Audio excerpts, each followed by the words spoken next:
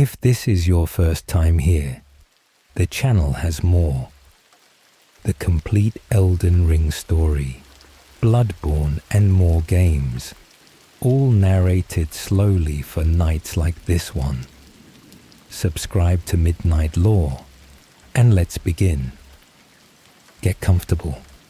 Let your breathing slow. Elden Ring is one of the richest games ever made in terms of hidden detail. Behind every item, every weapon description, every line of dialogue, there is something that most players walk right past. Today, we are going to stop.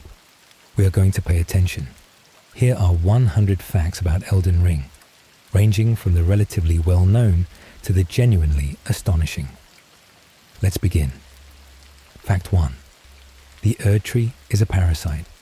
Not metaphorically, literally. Most players experience the Erdtree as the sacred symbol of the Golden Order, the source of life and grace in the lands between. And that is true as far as it goes. But it is not the complete truth. Before the Erdtree existed in the lands between, something else was there. The Crucible, the primordial form of life in which all creatures were intertwined without clear boundaries between species. The Crucible fed a real tree, what the game's item descriptions call the Great Tree. A great tree that predated everything the current age stands on. When the Greater Will sent the Elden Beast to the lands between, and Marika used a golden seed to transform the Crucible into the Erdtree, something specific happened. The Erdtree did not grow beside the Great Tree. It absorbed it. The roots of both trees were once intertwined. This is confirmed by the description of the item root resin, which states that it comes from the roots of the Great Tree rather than the Erdtree. The Erdtree literally took over and incorporated what existed before it. And it goes further than that. Every soul that dies in the lands between does not simply return to nature. It is physically absorbed by the Erdtree through the catacomb system. The roots filling every underground dungeon, tangled with corpses, are not decoration. They are a feeding mechanism. The Erdtree grows on the dead. The Greater Will maintains its influence in the lands between through the continuous flow of souls collected by the tree and transmitted back to the cosmic force that sent it. The incantation protection of the Erdtree states this plainly. In the beginning, everything was in opposition to the Erdtree, but through countless victories in war, it became the embodiment of order. It did not grow naturally. It conquered its position. Fact 2.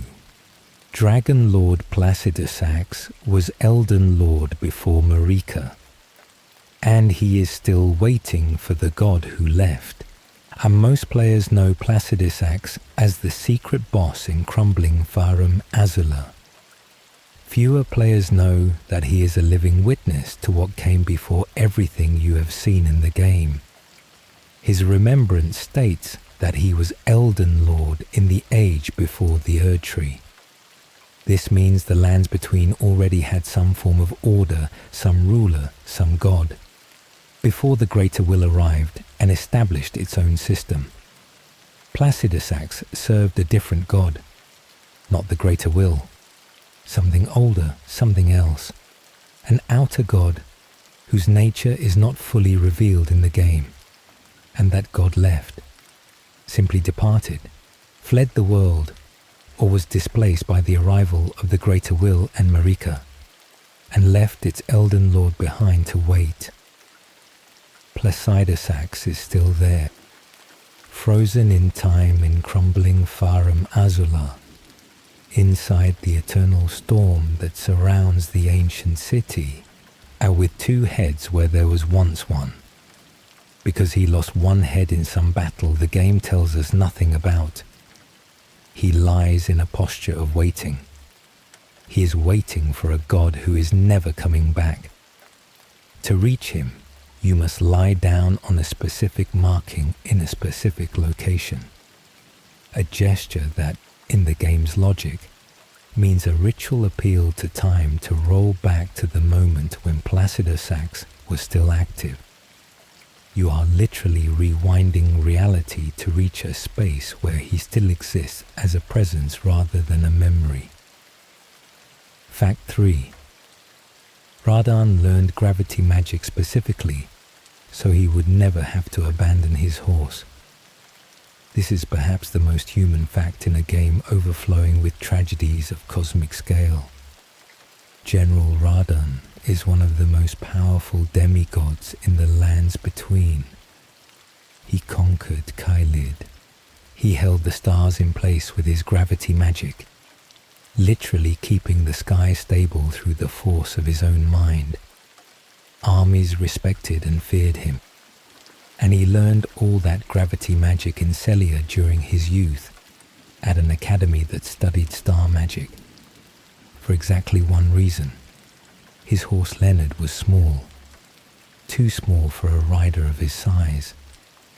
Radahn weighed more than any horse could carry without suffering, and rather than simply get a different horse, Radahn learned ancient gravity manipulation specifically to reduce his own effective weight to a level where Leonard could carry him comfortably. His remembrance confirms this directly. The Red Lion General wielded gravitational powers, which he learned in Sellia during his younger days. All so he would never have to abandon his beloved but scrawny steed. When you see Radahn in Caelid, consumed by scarlet rot, his mind destroyed, galloping across a battlefield of corpses on Leonard, know that the horse and the rider had been together through everything, through conquest, through infection, through the loss of his own mind. Radahn kept Leonard even after he had lost himself. Fact 4. Every human character in the game who is not tarnished has golden eyes, but you almost certainly never noticed. The grace of gold is not just a lore concept. It is a literally textured detail on every human character in the game. If you examine enemies closely or search through the game files, you will find a tiny gold spot in the eye texture of virtually every human being. Soldiers, merchants, guards, anyone who is not tarnished. This is because they are all blessed by the Erdtree. The golden glow in the eyes is the physical manifestation of grace that the game describes in its lore. The tarnished were stripped of grace when Marika exiled Godfrey and his warriors, and that loss is visible. Their eyes went dim. The detail is so small that most players never notice it across hundreds of hours of play. But From Software's art department textured it into every relevant character consistently and completely. It is not there for gameplay. It is there for truth. Fact 5. Godfrey lost his grace not because of betrayal, but because he literally ran out of usefulness. One of the saddest lore facts in the game is hidden in the remembrance of Waraloo and several NPC lines.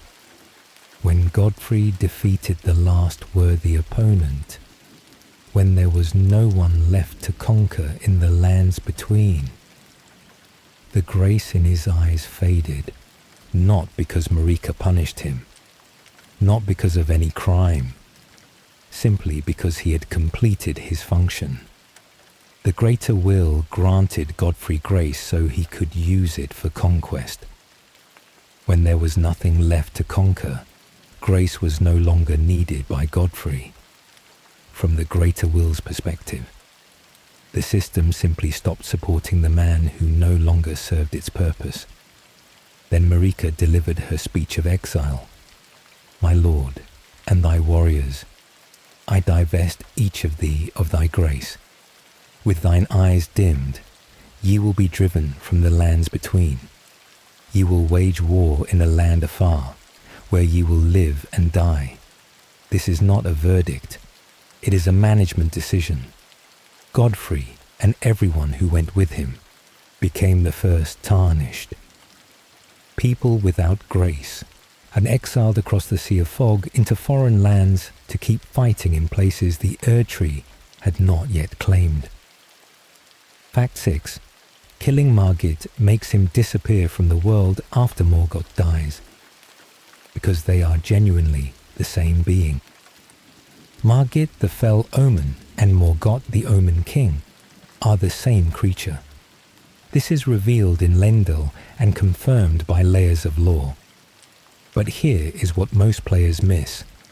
If you defeat Morgott in Lendil and then return to the beginning of the game near Stormvale, Morgott is simply gone.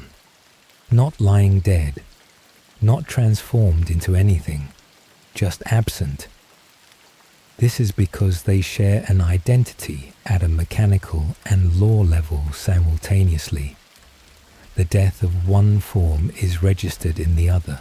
The game is consistent enough in its lore that the boss state updates retroactively, a detail that required deliberate design work by the developers and that the vast majority of players will never encounter because they do not think to go back.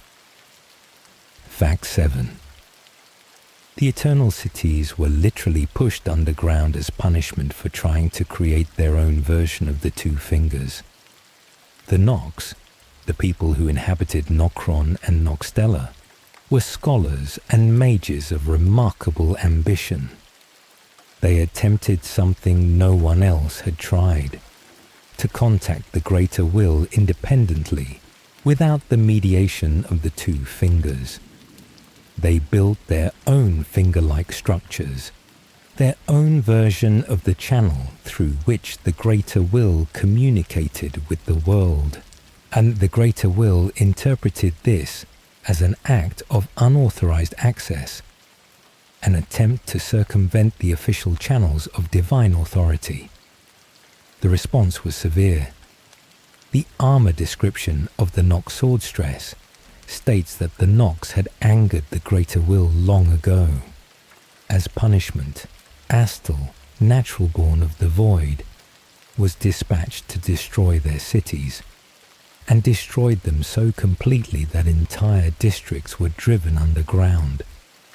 The crater from Astal's impact is still visible in Limgrave after Radahn's death. That is where the star falls and the entrance to Nokron opens. The inhabitants became translucent beings, slowly losing their physical form across generations. They are still there, in the underground cities, praying to the remnants of their civilizational project. Fact 8. Vare, the very first NPC who insults you, has a single point of intelligence at level 154. White Mask Vara is the first NPC most players encounter. He stands near the first site of grace in Limgrave and tells you that you are fated to die in obscurity. He speaks to you condescendingly. He implies that he understands the lands between better than you do. Data miners checked his stats. At level 154, the level at which he appears when you encounter him, Vara has exactly 1 point of intelligence. For comparison, even the hero class, the closest thing to a mindless brute among the starting options, begins with 7 points of intelligence. Literally every single starting class in the game has more intelligence than Vare. The man who called you fated to die in obscurity is statistically one of the least intelligent characters in the entire game. Fact 9. Leonia is slowly sinking, and the reason is directly connected to something you find much later. Leonia of the Lakes is the flooded region where most of the land has already disappeared under shallow water, with towers and buildings rising from the surface. Most players accept this as an aesthetic feature of the world, but there is a specific lore reason for it. Beneath Liurnia lies the Lake of Rot, an underground lake of scarlet rot, the location where the outer god of rot is sealed. Scarlet rot is corrosive at the level of reality itself, not simply a poison. It is eating away at the stone foundation of the region from below, and Liurnia is literally subsiding and sinking as a result. The region will eventually be completely submerged if the process continues. Raya Lucaria Academy stands on an island because it is the only land that has not yet gone under. The artificial islands and towers scattered across the region represent the attempts of scholars and nobles to keep their spaces above the surface, while the ground literally disappears beneath them. Fact 10. Gideon Ofnir, the All-Knowing, does not know anything independently. He simply has spies everywhere. Gideon carries the title All-Knowing, but Latenna, the Albinoric woman you can encounter in the game, knows the truth. She refers to him in her dialogue as All-Hearing instead. The distinction matters enormously. Gideon has no supernatural access to knowledge. He has a spy network. He places agents in strategic locations across the lands between, and those agents report back to him. In the location of the final battle with Rykard, Lord of Blasphemy, you can find an item called the Eye Surcoat, armor bearing Gideon's insignia. It belonged to one of his spies, whom Rykard found and ate. Gideon knew about Rykard because he sent someone there. The person was devoured. Gideon incorporated the information and moved on. That is the entirety of his all-knowing status. Cold bureaucratic intelligence that functions through human sacrifice. Fact 11. The small messenger creatures that appear throughout the game exist in a lore space where literally no one knows who created them. Messengers, the tiny hand-shaped creatures that appear near sites of grace, sell items, leave messages, and generally inhabit various corners of the game as background detail. They also appear in Bloodborne, where they serve a similar function in the Hunter's Dream. No part of the official lore explains their origin. They are not mentioned in item descriptions in the context of their creation. They simply exist. Some fan theories argue they are part of the Greater Will system, somehow connected to the two fingers. Others believe they are natural inhabitants of the space between dimensions, the liminal territory that the Hunter's Dream occupies in Bloodborne, and that something similar occupies in Elden Ring. Miyazaki has confirmed in rare interviews that the messengers return deliberately as a connection between From Software games, but their lore nature is intentionally left undefined. One of the few things in Elden Ring that the game neither explains nor offers clues toward explaining. Fact 12. The Falling Star Beast, Astal, and the Withered Astal are the same creature at different stages of development. The Falling Star Beast is an unusual mini-boss found in several locations on the surface of the lands between. Astal, natural born of the void, is a massive star creature in the Lake of Rot. The Withered Astal appears in the DLC as a dried ancient version. Most players experience these as separate enemy types. But look at the details. Identical color schemes. The same unsettling third eye in the center of the forehead. The same sharp pincers used to grab enemies. The same fundamental body structure. The Falling Star Beast is the young version. the same star creature in a less developed state. The withered Astal is the ancient version, shrunken and desiccated after thousands of years of existence. The full-grown Astal in the main game is the complete adult specimen. These creatures literally fall from stars and grow in the depths of the world. The Astal that the Nox tried to use to contact the Greater Will. That was an adult specimen of this same species. The Greater Will used a living star weapon, a biological bomb with its own consciousness, to punish the people who became too independent. Fact 13. No character in Elden Ring is straightforwardly evil, including the ones you kill. This is not a fact about a specific item or mechanic. It is a structural property of the entire narrative design. Godric is contemptible and cruel, but he is contemptible because the system gave him a great inheritance and small capabilities, and he breaks under that weight. Rykard is a heretic and a serpent god who devours people. But he looks at the Golden Order and sees what it actually is, a system of consumption, and rebels against it. Morgott defends an order that rejected him for a congenital condition, with full awareness of the irony of his own position. Even Mog, the Blood Lord who kidnapped Miquella, genuinely believes in his mission.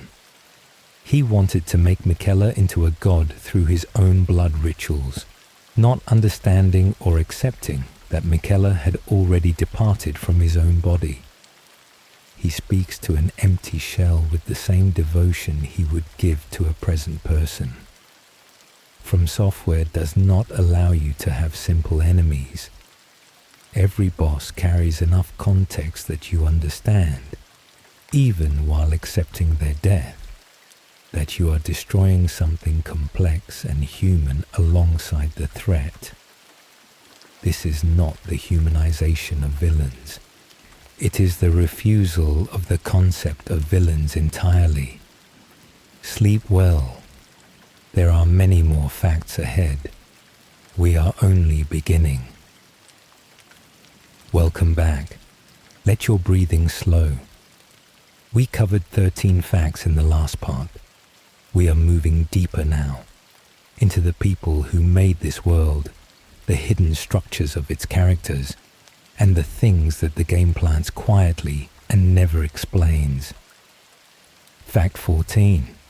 George R.R. Martin wrote 5,000 years of history that you never directly see. Most players know that George R.R. Martin had a hand in Elden Ring's world. What most players do not know is the specific nature and scale of what he contributed. Martin appeared on The Late Show with Stephen Colbert and explained it himself. From Software asked him to write the world's backstory. Not the story you play through, but the history of what happened 5,000 years before the events of the game. Who all the characters were, who was killing each other, what powers they had, the full history that the shattering and everything leading to it came from. He wrote a detailed history of a realm that the game presents only in fragments, through item descriptions, through dialogue, through the shapes of ruins and the specific absences where things used to be. From Software then did what From Software does. They took that history, destroyed the world it describes, and left you to piece it together from the wreckage. Martin also confirmed he has not played the game. He is too busy trying to finish the Winds of Winter. He mentioned having to stop playing games altogether because he would get sucked in and stop writing. The man who built the world of Elden Ring has not experienced it as a player. Fact 15. Every major character in Elden Ring has a name beginning with G, R, or M, and those are George R.R. Martin's initials. This one is either an extraordinary coincidence or a subtle tribute that Martin himself has denied deliberately placing. Look at the naming patterns: Godfrey, Godwin, Godric, Gideon. All G names associated with the golden lineage. Radagon, Renala, Radahn, Rykard, Ranni. All R names from the Carian side of the family. Marika, Malenia, Miquella, Morgott. All M names among Marika's direct children. The core four founders of the main family lines, Godfrey, Renala, Radagon, Marika, spell out GRRM directly. When fans pointed this out, Martin responded in a blog post saying he did not hide his initials in the game, that giving family members names with something in common is just how he writes, and that his name is right there on the box anyway. Miyazaki, when asked about it, suggested he would be curious to hear Martin's reaction. The pattern is real. Whether it was deliberate is genuinely unresolved, but you will never look at the name list the same way again. Fact 16. The shattering happened approximately 5,000 years before the game. Radahn has been slowly going insane from scarlet rot for 5,000 years. The scale of Elden Ring's timeline only becomes fully disturbing when Martin's 5,000-year backstory is applied to specific events in the game.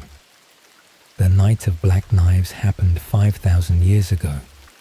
The shattering happened 5,000 years ago, and the consequences of that war did not resolve. They simply continued. Radahn was infected by Malenia's scarlet rot during their battle in Caelid. By the time you encounter him, he has been consumed by the rot for what the timeline implies is thousands of years. He has been eating the corpses of his own soldiers, the soldiers who stayed loyal to him, who organized the Radahn festival in his honor. For thousands of years, he lost his mind somewhere in that span and has been fighting the instinctive, non-rational existence of a beast ever since. 5,000 years of Leonard, 5,000 years of the rot.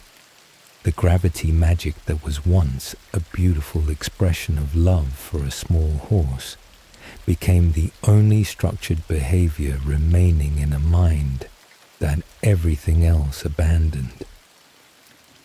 Fact 17. Malenia fought Radahn specifically to send his soul to Miquella. The Battle of Caelid, the most consequential battle of the shattering in terms of physical damage to the world, is usually explained as a confrontation between two of the most powerful demigods. What the lore reveals in fragments is that Malenia's reasons for being there were more specific than simple conflict.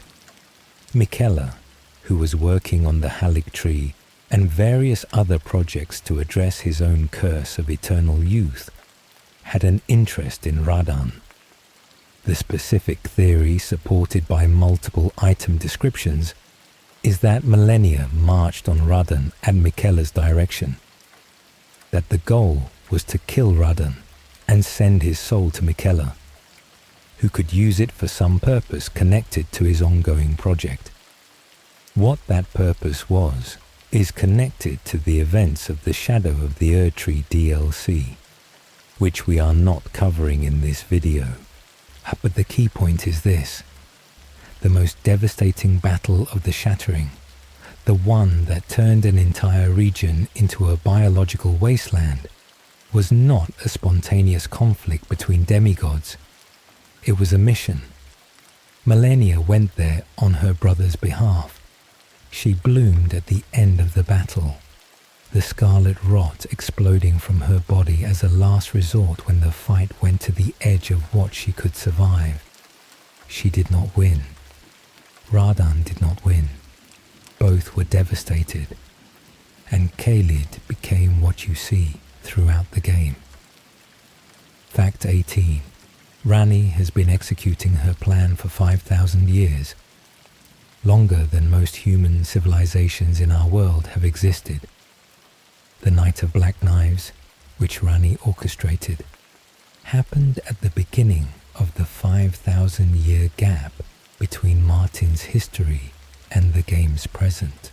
Ranni has been working toward her Age of Stars for the entirety of that span, living in a porcelain doll body, running a network of loyal agents, maintaining patience on a timescale that human beings cannot really internalize. She mentions this herself, describing her path as long and dark. What she does not elaborate on is how long. When she says she stole death long ago and has been searching for the dark path ever since, she is describing a project that predates every kingdom, every institution, every political arrangement visible in the lands between. She has been planning while the world fell apart around her.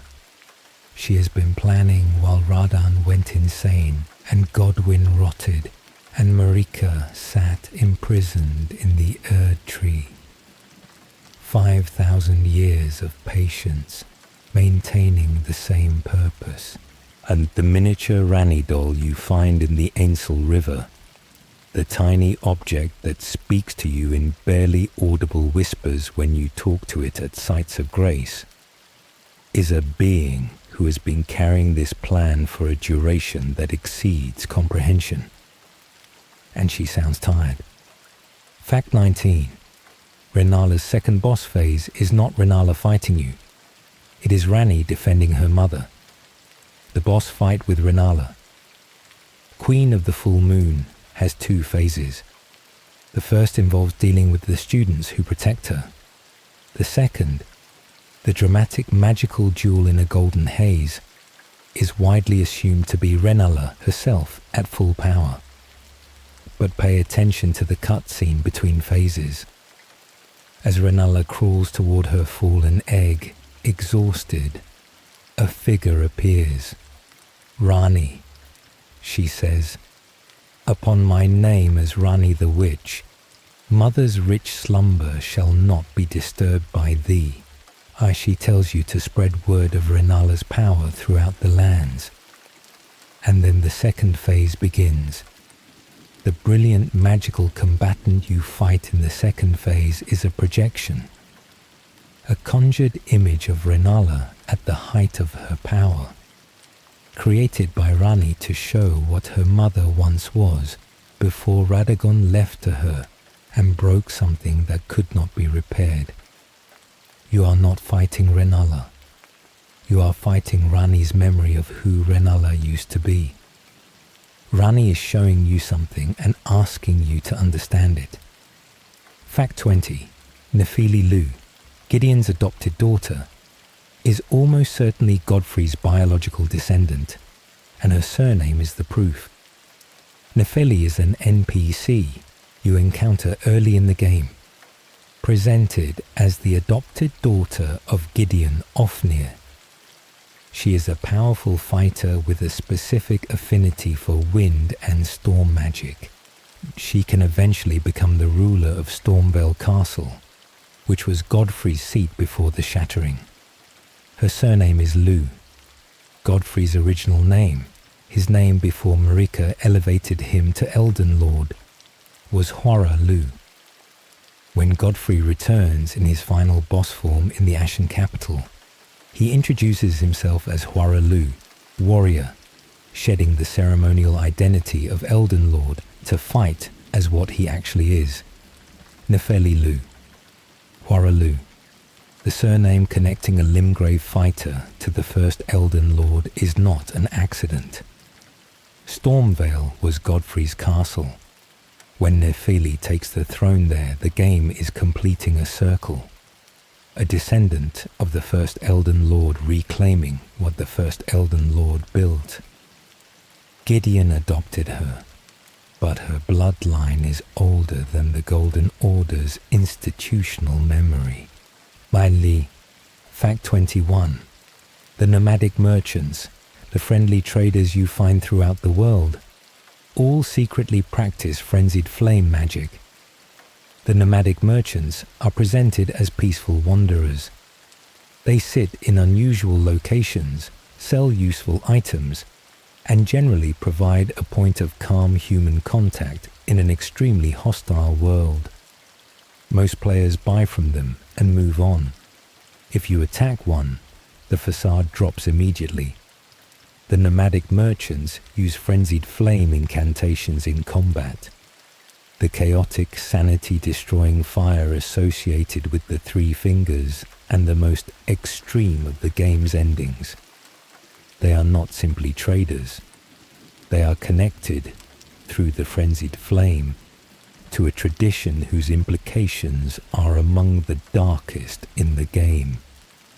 The deep lore around this connects to a cut quest line involving a merchant named Carl, whose great caravan was overtaken by the frenzied flame. The current nomadic merchants appear to be the survivors of something catastrophic that touched their entire community. When you kill them, which many players do for their ball bearings, you are not killing neutral NPCs. You are killing people carrying something terrible inside them that they have somehow continued to live alongside. Fact 22. The wall in Volcano Manor that requires 50 hits to open is not a bug. It was designed that way. From Software games are famous for illusory walls, surfaces that look like stone but disappear when struck. Usually hitting them once is enough. In Volcano Manor, there is a wall that requires being hit approximately 50 times before it reveals the hidden passage behind it. When players discovered this, the response was initially that it must be a bug or an oversight. From Software never confirmed it as intentional in any formal statement, but the hidden passage leads to meaningful content.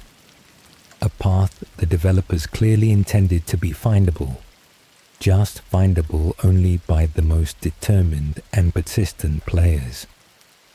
The design philosophy here is consistent with everything else From Software does. The game rewards attention, repetition, and the willingness to keep doing something that does not seem to be working. 50 hits on a wall that appears identical to every other wall in the manor is extreme even by Soulsborne standards. But the content behind it exists, which means someone at From Software thought about this wall. Someone placed it there on purpose. Fact 23. Glintstone helmets glow when you perform the erudition gesture near them, including on dead scholars. This is one of the game's purest examples of detail for its own sake. The erudition gesture, a pose associated with scholarly brilliance, sometimes used to unlock puzzles at specific statues in Raya Lucaria, has an additional hidden effect. When performed near glintstone, the stones glow in response, including on the helmets of dead sorcerers and scholars whose bodies you find scattered through the academy and its surroundings. The gesture is meant to represent a demonstration of intelligence, of genuine understanding. The glintstone in the helmets responds to that demonstration even in death, as though the stones embedded in the skull retain some capacity to recognize the quality they were meant to enhance, regardless of whether the person wearing them is still alive to benefit from it. It does nothing mechanically. It is purely a piece of environmental storytelling. The game acknowledging that intelligence was valued here, that these stones were not simply decoration, and that something in them still recognizes what they were made to respond to. Fact 24.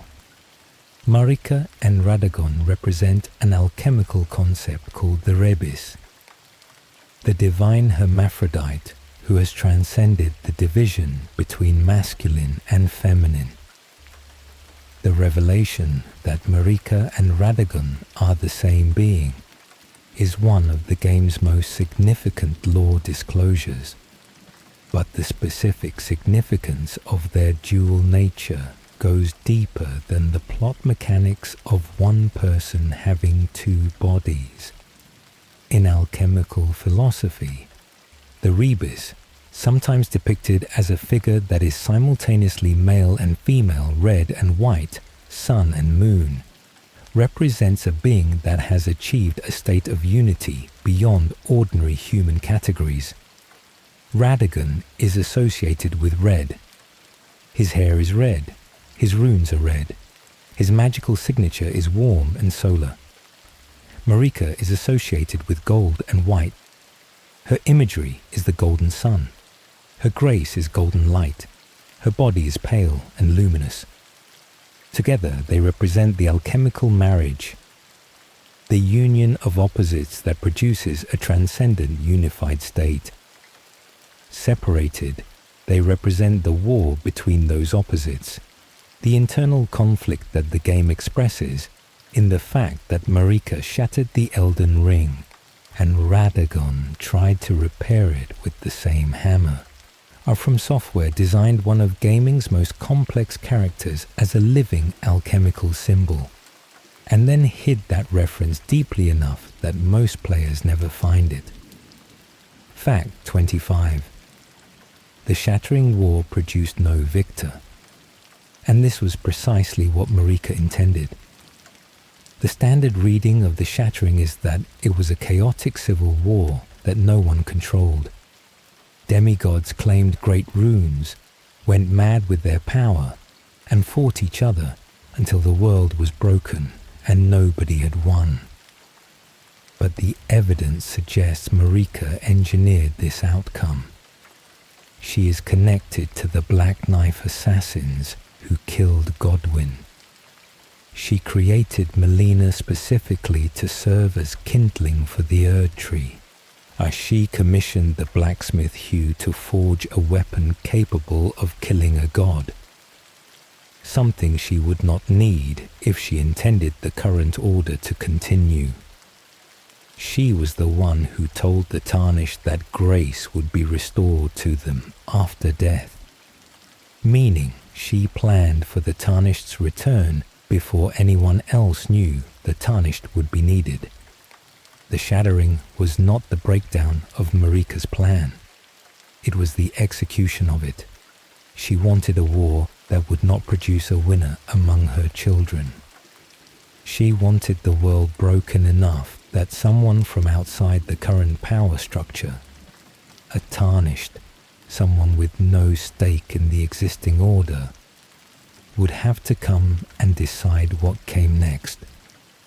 The Round Table. Hold itself may have been Marika's creation, a space to protect the Tarnished she was summoning.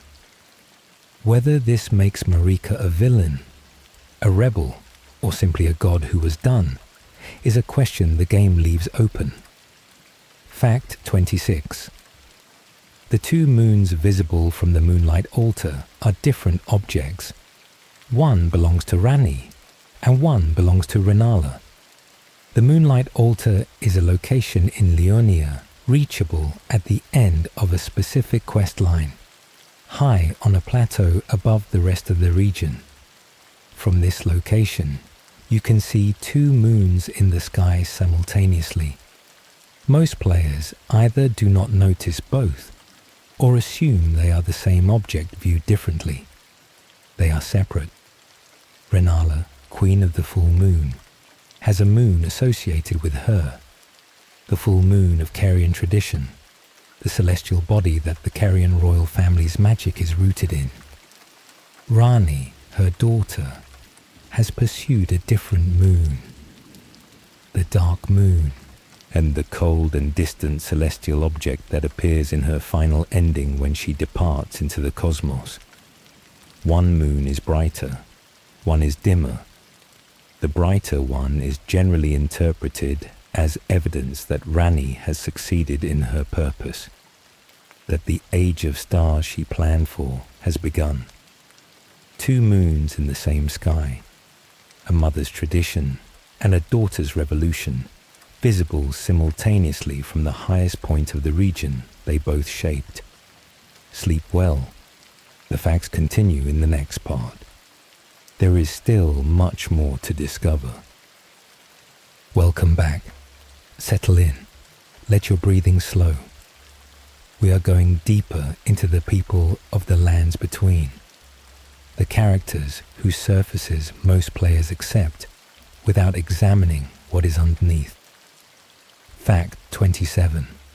Malena's combat moveset is identical to the Black Knife Assassins, the group that murdered Godwyn on the Night of Black Knives.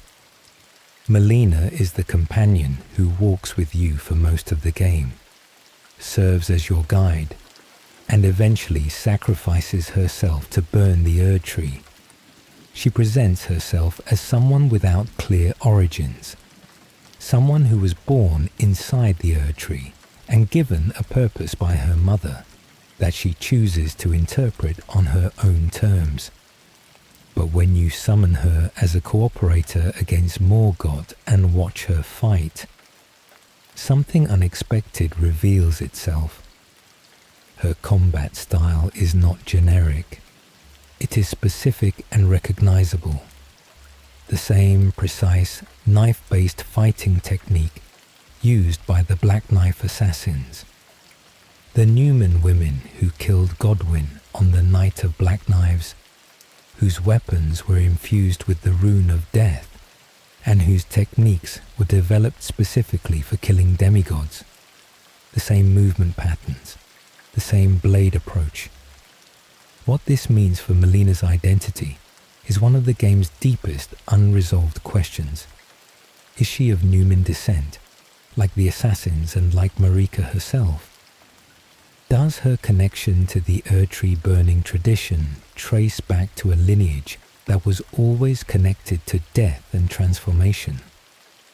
The game does not answer this, but it planted the clue in her combat animation for every player who knew what to look for. Fact 28. The Blade of Calling, Malena's weapon, contains her words of sacrifice as a weapon description, discoverable before she ever speaks them. The Blade of Calling is a dagger that can be found in the Shaman village, in the shadow of the Erdtree DLC area. Its item description contains a specific quote, the words that Malenia speaks at the Forge of the Giants when she sacrifices herself to burn the Erdtree. The words that mark the moment she gives her life to open the path forward. Here is the uncanny detail. You can find this weapon and read those words before you have ever reached the Forge of the Giants, before Malenia has spoken them, before the moment they describe has happened.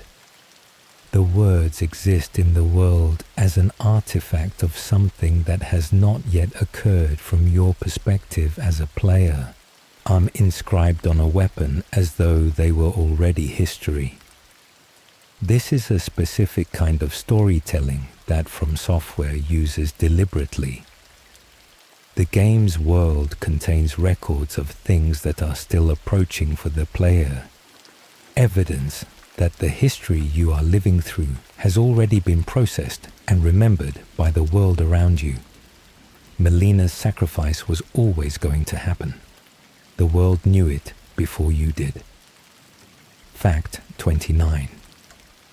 Malenia is almost certainly Marika's secret daughter, and Messmer's younger sister, which places her in a family she was never publicly acknowledged as part of. The Shadow of the Erdtree DLC added a piece of information that retroactively changes everything about Malena's position in the game's family structure. The description of Messmer's kindling, an item obtained from Messmer the Impaler, contains the line, Messmer, much like his younger sister, bore a vision of fire. Messmer is Marika's son. His younger sister in this context is Malenia, both bearing a connection to fire, both existing as kindling figures in the Erdtree story. The DLC confirms what the base game only implied. Malenia is Marika's child, born at the foot of the Erdtree, and given a purpose that was never shared with the demigods who ruled the lands between publicly. She was the hidden child, the one Marika created for a specific task, and then concealed from the hierarchies she was simultaneously maintaining.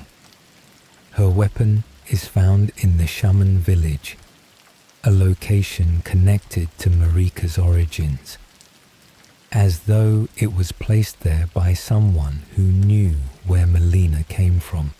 Her role was always to burn what her mother had built, and she was kept secret so that role could never be interrupted. Fact 30. Morgott personally patrolled the lands between, in disguise as Morgott, killing champions who tried to reach the Erdtree, while simultaneously ruling Lendel as its king. Morgott, the Omen King, is one of the busiest characters in the game. He is doing at least 3 things simultaneously during the events of Elden Ring. He is ruling Lendel as the Veiled Monarch, the Hidden King who operates under a pseudonym because his Omen curse makes his true identity an embarrassment to the Golden Order he has devoted himself to protecting. He is commanding the Knights Cavalry, a mounted force that hunts powerful warriors across the lands between on his behalf. And he is Morgott. He is personally travelling to the gates of Stormvale, to the capital outskirts, to every location where tarnished with genuine potential might approach the Erdtree, and fighting them himself under a different name, to test and eliminate anyone who might be strong enough to reach the Erdtree without being prepared for what they would find. When you first encounter Morgott at Stormgate, you are fighting the King of Lendel. He is not sending a lieutenant. He is not deploying a trap. He is there in person, having apparently decided that this specific threat required his direct attention. And when you beat him, he lets you pass. Because he is not trying to stop you permanently. He is assessing whether you are worth taking seriously. The king of the city you are trying to reach is the first major boss standing in your way, in disguise, and personally evaluating your fitness before allowing you to attempt the journey that will end with his own death. Fact 31. When Morgott dies and loses his great rune, he transforms into a frail old man, but the game gives you almost no time to notice. The transformation is one of the game's most easily missed post-boss moments. After Morgott falls and the combat ends, if you look at the figure on the ground before the loot screen appears and dialogue starts, before the scene resets to the standard post-boss state, you will see that the imposing Omen King has become something small and exhausted. The great rune that was amplifying his physical presence and combat capability is gone. What remains is what Morgott actually is underneath the power. A being who was born cursed, raised in shame, and has been fighting on behalf of people who would never acknowledge him for the entire span of the Shattering. He dies without anyone who loves him present. Godfrey, when he finds Morgott's body later in the Ashen capital, holds it gently. That moment is the only moment in the game when Morgott receives the parental recognition that was withheld from him throughout his life. His father mourns him. His mother was imprisoned before she could. Fact 32. The Dung Eater was shown hanged in the opening cinematic, but he is alive throughout the entire game. In the very first cinematic of Elden Ring, as the narrator describes the state of the lands, between after the shattering, a series of silhouetted figures appear. One of them is the Dung Eater, shown hanging from a gallows. This is not symbolic. He is depicted literally executed, strung up as a prisoner, and then he appears in the Round Table Hold, alive, imprisoned in a cell that he is somehow also inhabiting as a spectral projection, capable of invading your world, capable of carrying out further violence against NPCs in the waking world. How he survived an execution depicted in the opening of the game is not explained. The seedbed curse that he inflicts on others, which prevents souls from returning to the Erdtree after death, trapping them in limbo, appears to have some effect on his own relationship to death. Whether this is intentional or an oversight in the opening cinematic's design is genuinely unclear. But the Dung Eater was shown dead at the start of the game you are playing, and he is very much alive throughout it. Fact 33. The Dung Eater's seedbed curse is described by Marika as spiritually worse than Godric's grafting. The Dung Eater is committed to one goal, inflicting the seedbed curse on every living being in the lands between. The curse prevents souls from returning to the Erdtree when they die, leaving them trapped in a state of conscious limbo, aware but unable to move forward, unable to complete the process of death, suspended in the in-between space that the Erdtree normally processes. Marika, the spirit tuner at the Round Table Hold, is someone with unusual sensitivity to the spiritual state of others. She can perceive spirit ashes and communicate with the experiences of the dead in ways that most people cannot. When she senses what the Dung Eater is doing, and her assessment is, the spiritual harm done by the seedbed curse is worse than Godric's grafting. Godric grafts living people's limbs onto his body. This is one of the most viscerally horrifying things depicted in the game. Marika is saying that what the Dung Eater does is spiritually worse than that. The seedbed curse does not destroy the body.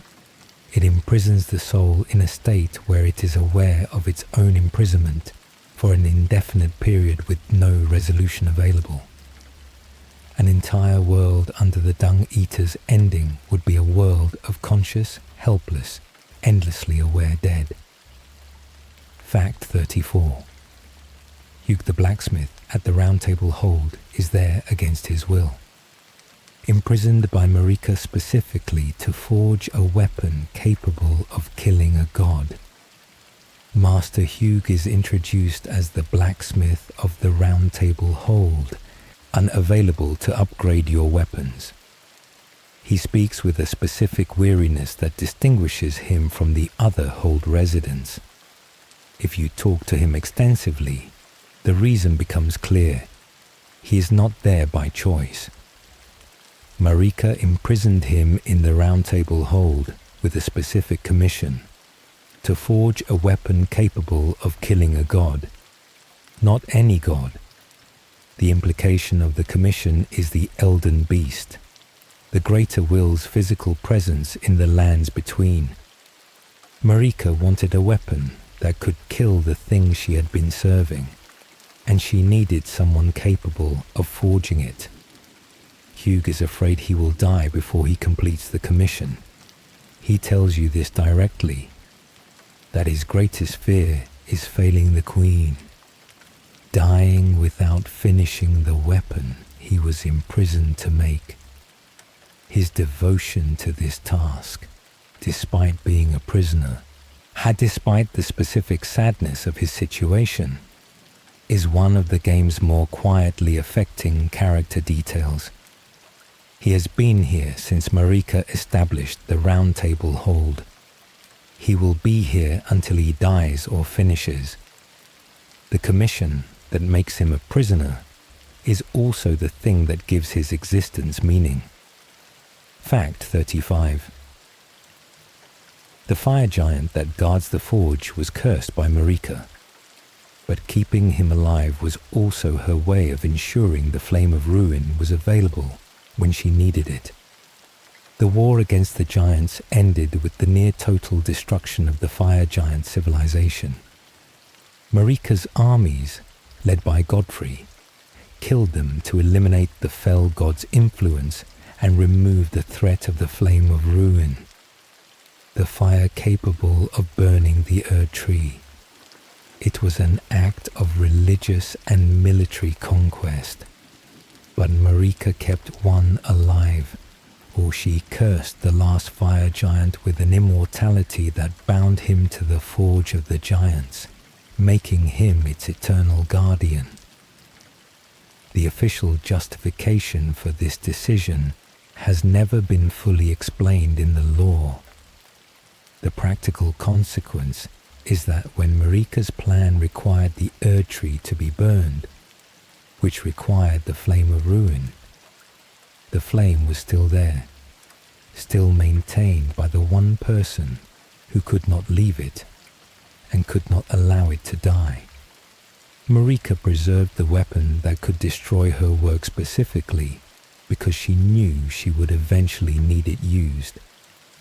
The fire giant is both the prisoner of the system she built and the key to the system she was planning to tear down. Fact 36. The door to the Three Fingers chamber in the subterranean shunning grounds can only be opened by removing all of your equipment. Deep beneath Lendl, past the sewer sections and the Morg the Omen fight, and the long vertical descent through the shunning grounds, there is a door. It requires no key. It requires no specific item. It simply requires that you approach it wearing nothing. No armor, no weapons, no rings. Completely unequipped.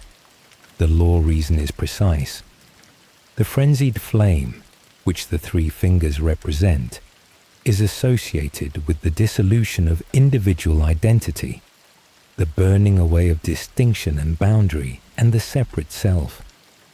To receive the frenzied flame is to embrace being subsumed into something larger and undifferentiated.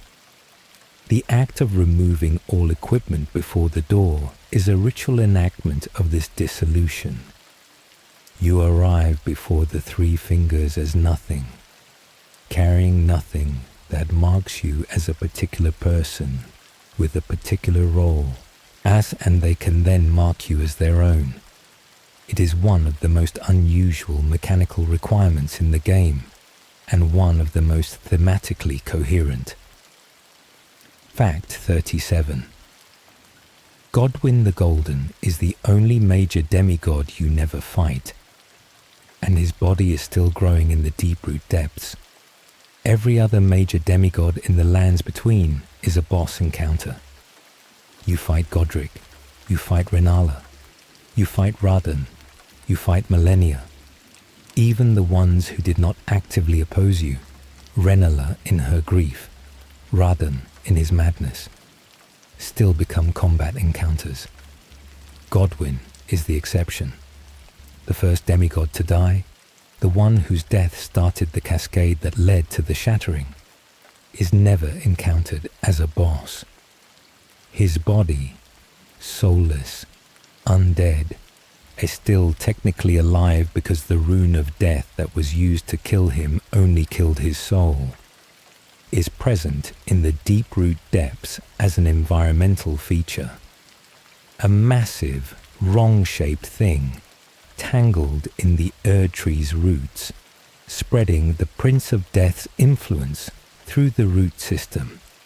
You can see his face, the enormous blank fish-tailed thing that Godwyn's body has become over thousands of years of soulless growth. But you never fight him. His tragedy is the only demigod tragedy in the game that has no combat resolution, no final confrontation, no remembrance to pick up. He is present in the world only as an absence with a body, the shape of who he was, still changing, still spreading, with no one inside it to stop. Fact 38. The opening cutscene shows the Dung Eater, Vike, and the Tarnished player character alongside each other, suggesting all three were part of the same original group of returning Tarnished. In the opening cinematic, a series of figures are shown making their way toward the lands between, guided by grace. Most players focus on the figure that represents themselves, but the other silhouettes in the sequence are identifiable. One is the Dung Eater, one is Vike, a Tarnished, who was the closest anyone had previously come to becoming the new Elden Lord before the specific tragedy of his own questline derailed him. All three were called at the same time, by the same grace. They were contemporaries, part of the same wave of returning Tarnished, all answering the same signal, all beginning with the same potential. What differentiates them is not timing or talent, but choice. Vike got too close to the truth of what the Elden Lord role required and could not accept it. The Dung Eater used his tarnished status and freedoms in the service of pure malice, and the player character keeps going. The opening cinematic is a portrait of three possible responses to the same situation, given to you before you understand what the situation is. Fact 39. Torrent, the spectral horse, was originally someone else's before the Tarnished, and the previous owner matters more than most players realize. Torrent is given to you by Malenia at the beginning of the game, with the specific framing that she is entrusting you with something she has been keeping. The Torrent is not a horse she created. It is a horse with a history and a previous rider. Various pieces of lore and dialogue suggest that Torrent's previous rider was connected to Miquella, that the spectral steed has a lineage connected to the demigod, whose story runs underneath much of the game's surface. Some theories hold that Torrent can perceive something about the Tarnished that others cannot, that his recognition of the player character is not arbitrary, that he is responding to something in the Tarnished's spiritual makeup, rather than simply accepting a new rider. Malenia says that Torrent chose you, not that she chose you for Torrent. The horse's acceptance is the criterion. Whatever Torrent perceives in the Tarnished, whatever quality he is responding to when he accepts you.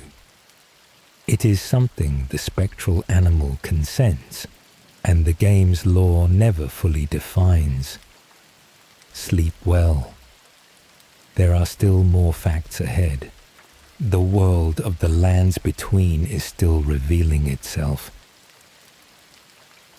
Welcome back. Let everything slow around you. We are moving now into the places of the lands between and the hidden arrangements that held them together. The partnerships that existed below the surface of what the game shows you directly. Fact 40. Tanith eats Rykard's corpse after you kill him, and you can find her doing it if you go back. After defeating Rykard, Lord of Blasphemy, the standard response of most players is to collect the loot, reload the area, and move on. Very few return to Rykard's chamber after defeating him and the subsequent reset. If you do return, Tanith is there. She has moved from the main hall of Volcano Manor to the boss arena, and she is feasting on Rykard's remains. She mutters that she hopes he might live on within her, the same way he lived on within the serpent. She is applying the logic of Rykard's own philosophy to his death. He believed in absorption, in becoming part of something larger by being devoured. Tanith is attempting to make herself the vessel for whatever remains of him after the serpent's dissolution. You can attack her for this. If you do, she fights back through her knight, who drops the aspect of the crucible, breath incantation upon defeat. But the game gives you the option not to. The game lets you simply observe this final act of devotion. This woman performing the only ritual she could think of to keep the person she loved from being entirely gone, and leave without disturbing it. Fact 41. Rykard was personally involved in the Night of Black Knives. Ranni did not act alone. Most accounts of the Night of Black Knives center on Ranni as the sole architect and executor. She stole the fragment of the Rune of Death. She created the Black Knives. She orchestrated everything.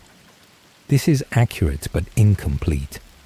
The description of the Blasphemous Claw, an item you can obtain in the game that provides a specific use against Malekith, states directly that on the night of the plot, Ranni rewarded Praetor Rykard with these traces. Rykard received a fragment of the Rune of Death as payment for something he did during the Night of Black Knives. The specific nature of his contribution is not made explicit.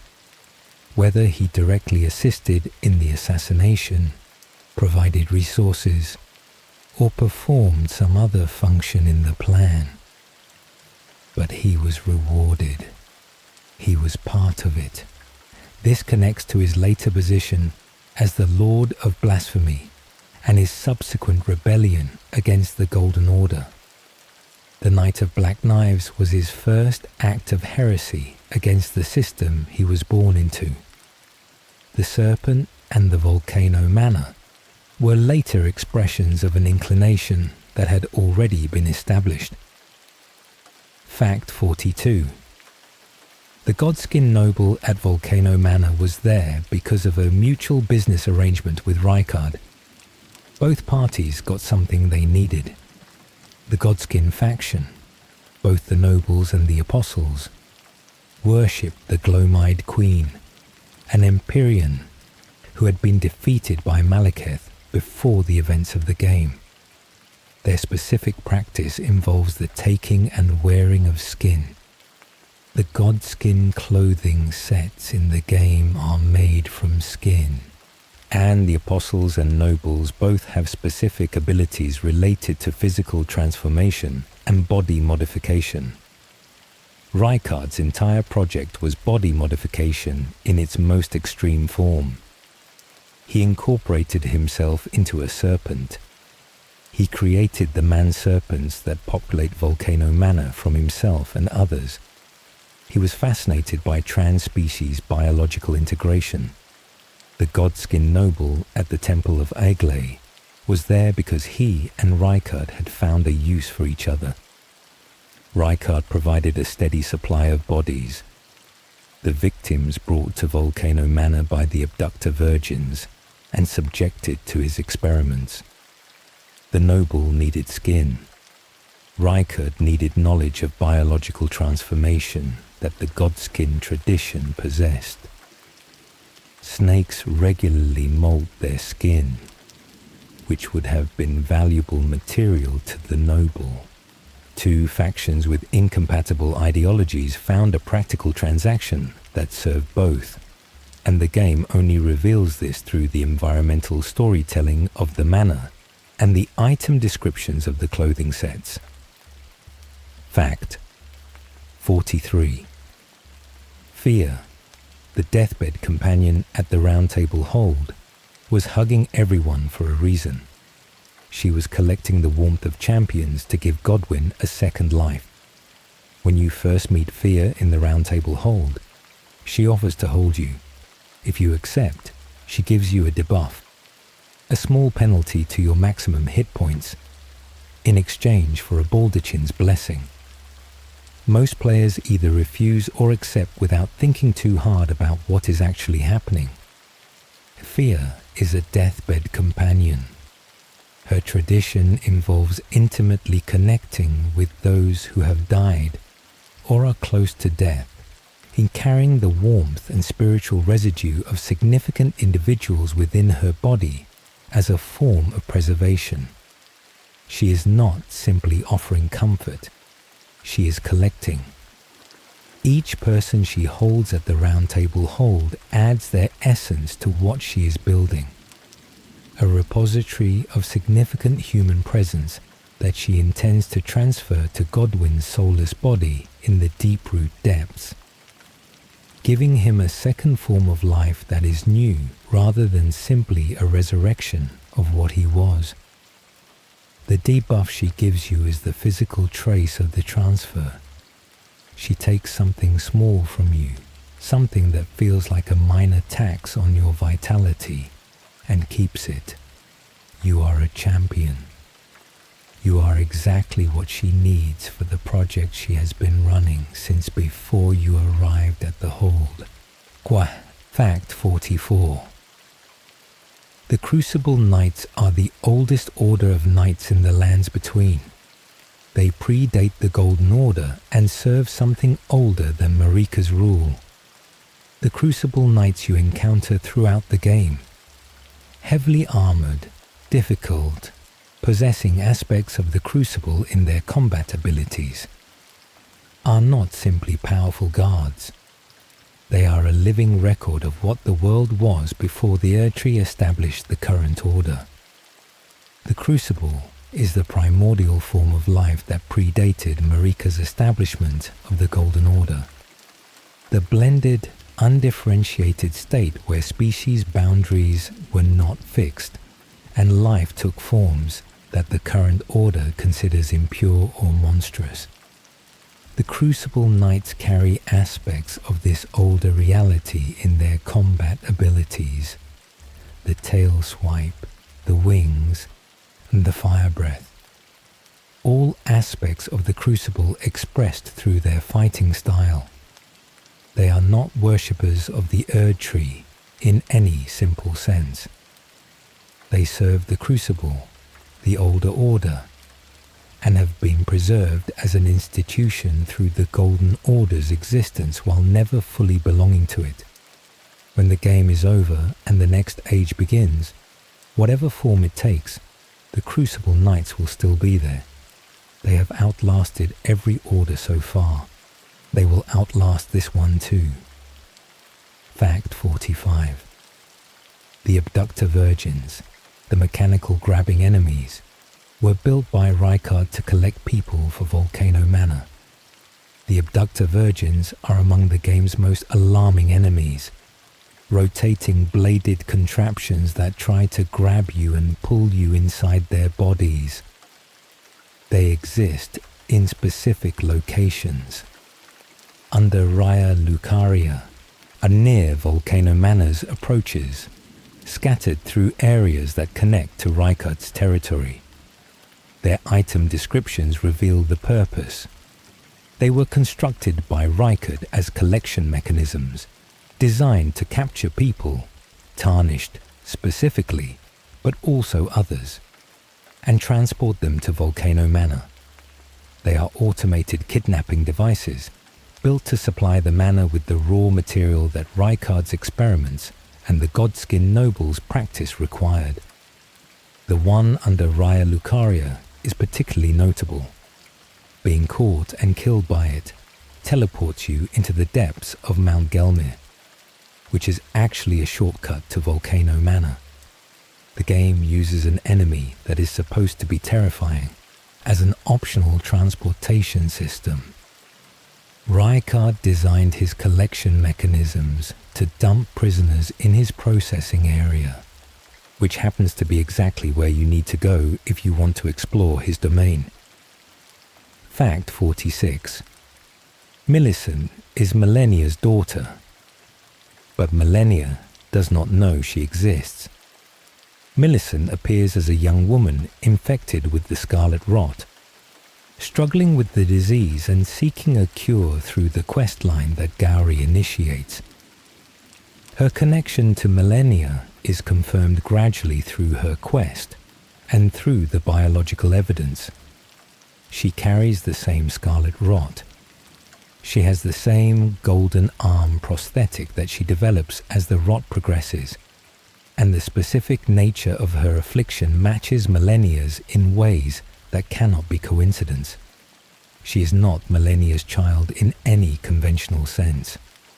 She grew from a strand of Malenia's flesh, a bud of Malenia's essence, all spontaneously produced from the specific biological nature of what Malenia is, as a person infected by the scarlet rot, and blessed by the goddess of rot simultaneously. She was not carried or raised. She simply appeared, already partway through the process that defines Malenia's existence. Malenia, in the Erdtree, does not know that Millicent exists. Her role in the Erdtree, the sleeping guardian, the figure waiting at the roots of what her brother built, is entirely separate from whatever Millicent's life has been in the waking world. When you help Millicent, you are touching a story that neither of its central figures is aware of having with each other. Fact 47. The Godfrey Huara Lu boss fight has cut dialogue that would have given him a much larger role as a guide to the Tarnished. A data miners who dug through the game's files discovered recorded dialogue from Godfrey, the first Elden Lord, the final human boss before the Erdtree, that was removed from the final game. In this cut content, Godfrey was intended to function as a guide figure for the Tarnished, similar in some ways to what Malenia provides.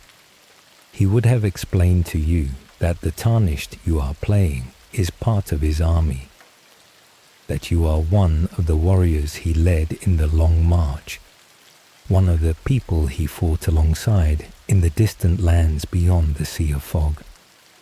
This would have added a specific personal dimension to the relationship between Godfrey and the Tarnished that the final game only implies. You would not simply be the Elden Lord candidate who killed his son and is now fighting him at the gate of the tree. You would be someone he recognized and someone he had history with, someone who had earned the right to face him through a relationship that predated the events of the game.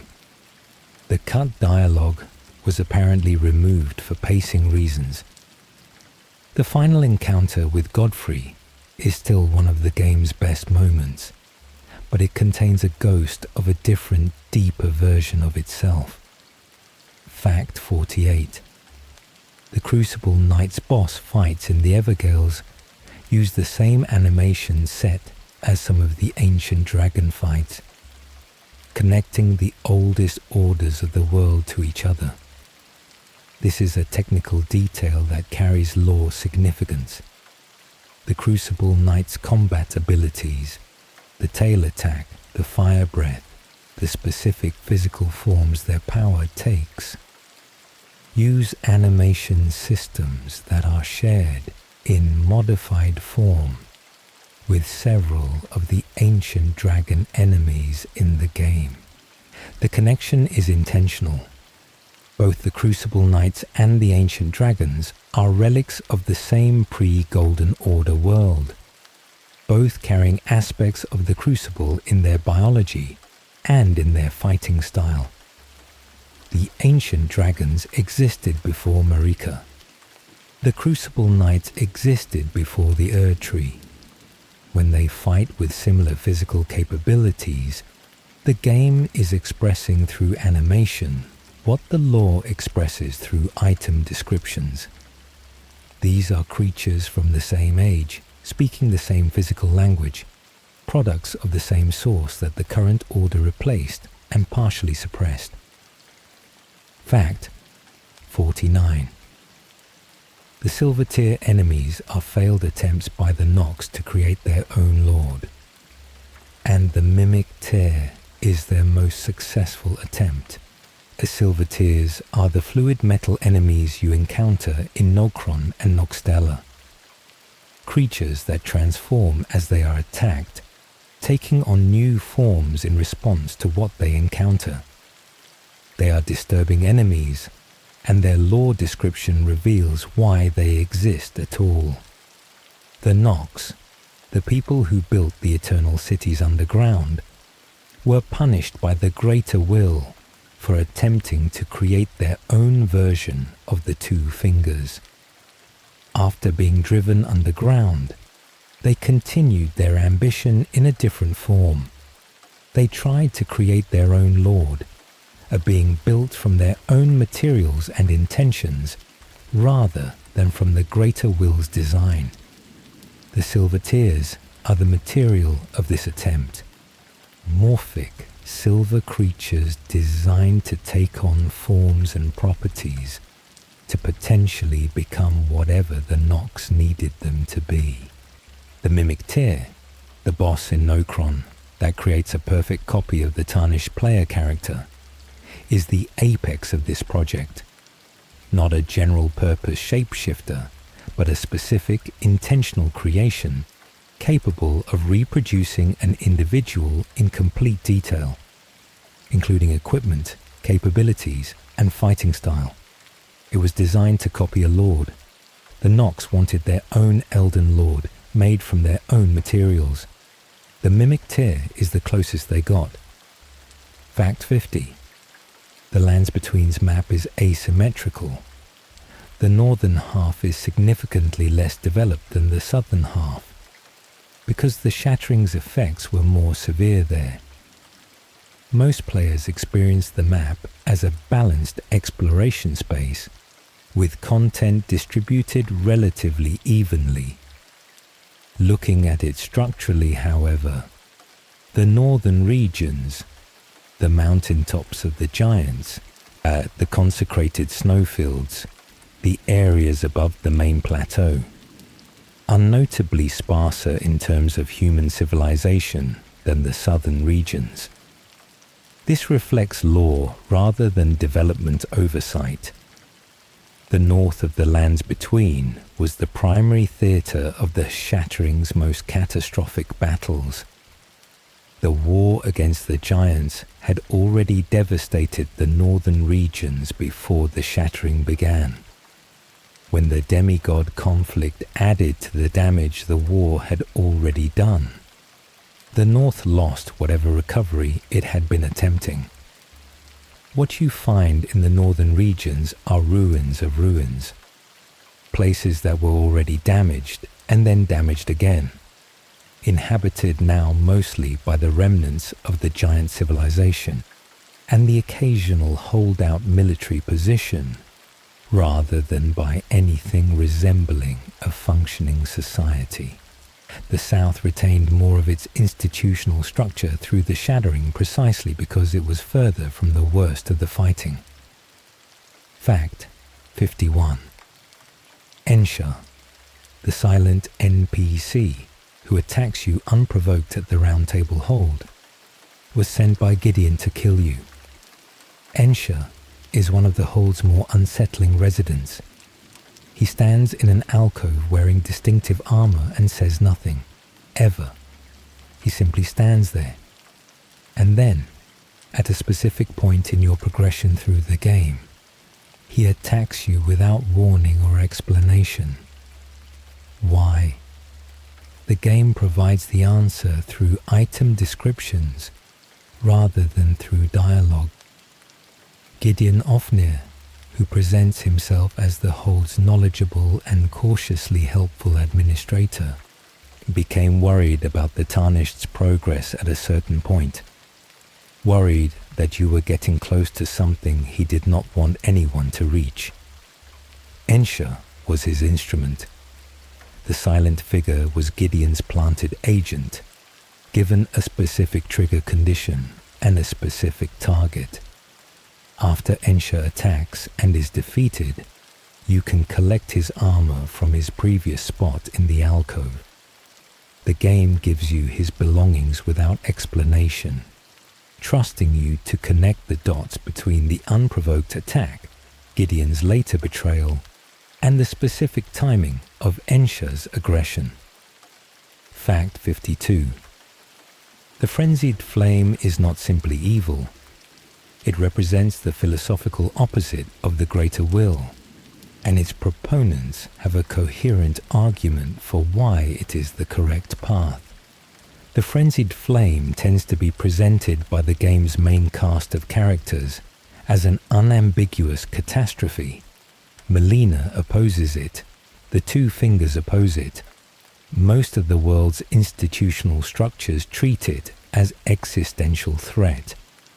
And the ending it produces, the burning of everything, certainly reads as catastrophic from the perspective of anyone who values the continuation of the current world. But the Three Fingers vision has its own internal logic. The greater will fractured the one great, the unified state that preceded the current cosmological arrangement, into separate souls, separate identities, separate beings with separate interests that inevitably conflict. Every tragedy in the game's history can be traced to this separation. The demigods fighting each other because they are separate and want different things. The factions building competing institutions. The people killing each other over the pieces of a ring. The frenzied flame proposes ending separation entirely, not through war or hierarchy, or the imposition of one group's will on another, but through dissolution, the burning away of division, the return to the unified state that existed before the greater will introduced individualization into the cosmos. This does not make the frenzied flame good. The people who exist as individuals, who would be dissolved by this reunification, are real people with real stakes in their own continued existence. But it does make the philosophical position coherent, and it makes the Lord of the Frenzied Flame ending something other than simple villainy. It is the most extreme possible rejection of the current order, and it is expressed in terms that the current order cannot entirely refute. Sleep well. There are still more facts ahead. The world is deeper than you knew. Welcome back. Let your breathing slow. We are going deeper now into the peoples of the lands between, the races and factions and manufactured beings whose stories run parallel to the demigod conflicts and illuminate the world from angles that the main story does not directly address. Fact 53. When fear hugs you, she actually records your character's build and uses it as a template for future boss encounters in her questline. The hug Fear offers at the Round Table Hold is one of the game's most distinctive early interactions. You approach her. She offers to hold you. You accept or decline.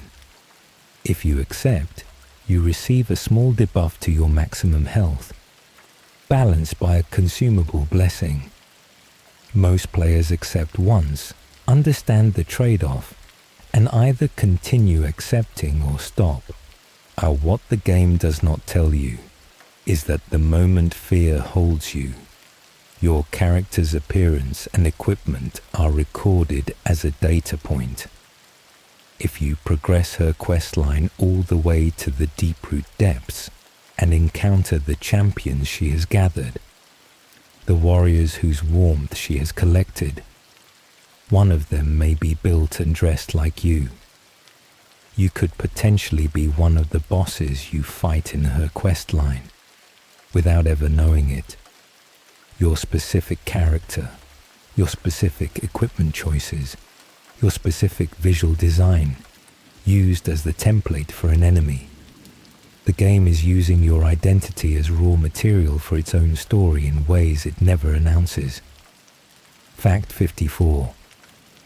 The Albinaurics are artificial life forms. They were made by human hands, not born naturally. The Albinaurics are one of the Lands Between's most visually distinctive peoples. The first generation look almost human, but have legs that fail and fade as they age, causing them to rely on wolves as mounts. The second generation look like large grey frog people with bulbous black eyes, capable of moving on their own, but unmistakably different from any naturally occurring humanoid. Both types are artificial. The Albinauric blood clot item description states this plainly. Albinaurics are life forms made by human hands. They are manufactured beings created by someone, possibly connected to the Nox civilization of the Eternal Cities, using the same silver tear technology that produced the mimic tear, and then abandoned or left without context for their own existence. They have no natural place in the Erdtree's system of grace. They are not blessed. They are not acknowledged as part of the Order. They simply exist, looking for a purpose that was never given to them by whoever made them. Their name, translated from Latin roots, means approximately white gold, suggesting either an opposition to the Golden Order or an aspiration toward it. A manufactured people defined by what they were made of and what they were never given. Fact 55. The two Omen twins, Morgott and Mog, were chained in the dungeons beneath Lendl since birth, and you can find fragments of those chains and use them against the bosses. Morgott and Mog were born with the Omen curse, the physical deformity of horns and unusual biological traits that the Golden Order considered impure. Even as the children of Marika herself, they were hidden, kept underground, and chained to contain their power and maintain the fiction that the royal bloodline was free from this particular form of what the Order called corruption. The chains used to subdue them physically, the restraints that kept them in the depths of Lendl through their childhood and beyond, are items you can find in the game. The Margit's shackle and the Mog's shackle, when used during their respective boss fights, pin the bosses momentarily to the ground. You are using the instruments of their original imprisonment to briefly restrain them again during the fights that end their stories. This is From Software at its most precise in terms of design philosophy. The tools of historical oppression become gameplay items, and using them carries a weight that the mechanical description never directly acknowledges. Fact 56. The Grafted Blade Greatsword, one of the most famous weapons in the game, visually references the Iron Throne from Game of Thrones. George R.R. Martin's involvement in Elden Ring's world building has been well established. The Grafted Blade Greatsword, which you can obtain at Castle Morn in Limgrave, is made of dozens of swords fused together into a single enormous weapon, the blades radiating outward from the hilt in every direction. This is, visually and conceptually, the Iron Throne from Martin's A Song of Ice and Fire, the seat of power in Westeros, famously constructed from the swords of defeated enemies, melted and fused together by dragonfire. Whether this is a deliberate Easter egg or simply Martin's characteristically consistent design approach, giving powerful objects in his worlds a similar visual language of accumulated violence, is something he has not directly confirmed. But the visual similarity is striking enough that it immediately reads as a reference once you notice it. A weapon made of conquered swords, found in a castle contested by rebellion, in a world shaped by a man who has made conquered sword thrones his signature image. Fact 57. Patches is the same character across multiple From Software games, the same person, somehow persisting through completely different universes. Patches appears in Elden Ring as a merchant and questline NPC. A greedy, self-serving man who tricks adventurers into dangerous situations and then abandons them, before reappearing later to sell them things as though none of the betrayal happened. He has appeared in Dark Souls, Dark Souls 3, Bloodborne, Sekiro, and Elden Ring, each time under the same name or a close variant, each time with the same essential character and the same pattern of behavior. From Software has never officially stated that Patches is literally the same person across games. The in-universe explanation, if there is one, has never been provided, but Patches knows things in each game that suggest awareness of his position. He occasionally makes references that work as fourth wall acknowledgements of his own recurring role. He is the one figure in the From Software multiverse who seems to understand that he is in a game that has happened before. He is also consistently one of the better merchants in every game he appears in, the betrayals aside. Fact 58. Godric was called Godric the Golden before the Shattering, and somewhere between then and now, he became Godric the Grafted. Before the events of the game, before the shattering and the grafting and the castle full of severed limbs, Godric had a different title. He was Godric the Golden, a name that placed him within the golden lineage tradition, that associated him with the aesthetic and aspirational identity of Godfrey's bloodline. It was a pretension more than a description, given how diluted his divine blood actually was, but it was the identity he had. He lost it, the specific moment of transition, the decision to begin grafting, to start collecting and attaching the limbs of others in pursuit of the power that his bloodline could not naturally provide, was the moment Godric the Golden became Godric the Grafted. He knew he was losing the name. He chose the grafting anyway. There is something in this about desperation and identity, about the specific moment a person decides that what they are is insufficient and begins constructing themselves from whatever they can take. Godric the Grafted is a person who made a choice that he could not unmake, and the name he carries now is that choice's permanent record. Fact 59. Gideon Ofnir ordered the massacre of the village of the Albinorics, and Nefeli discovers this during her questline. Gideon presents himself throughout the early game as a knowledgeable and cautiously helpful administrator of the Round Table Hold. He is concerned with the Tarnished's progress. He provides information. He seems, if not entirely trustworthy, at least functionally useful. The village of the Albinorics in Leonia, a settlement that was destroyed before the Tarnished arrives, populated now only by the traumatized and dying survivors of a massacre, was destroyed on Gideon's orders, He wanted the Erdtree secret medallion, one half of which was in the possession of the Albinoric elder Albus, who lived there. He obtained the information he needed through violence rather than negotiation. Nepheli Lu, Gideon's adopted daughter, discovers this during her quest line.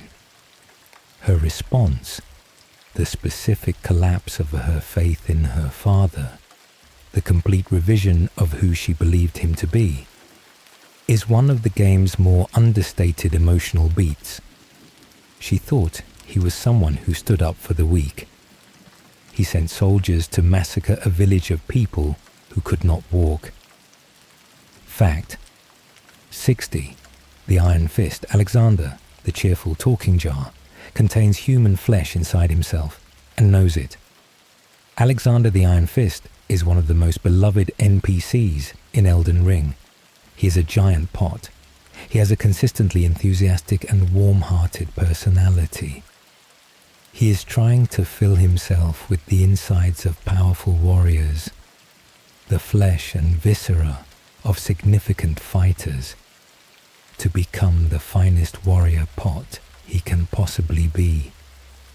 This is not a metaphor. The warrior's remains that Alexander collects, the items dropped by specific enemies that he values as quality material, are literally human internal contents.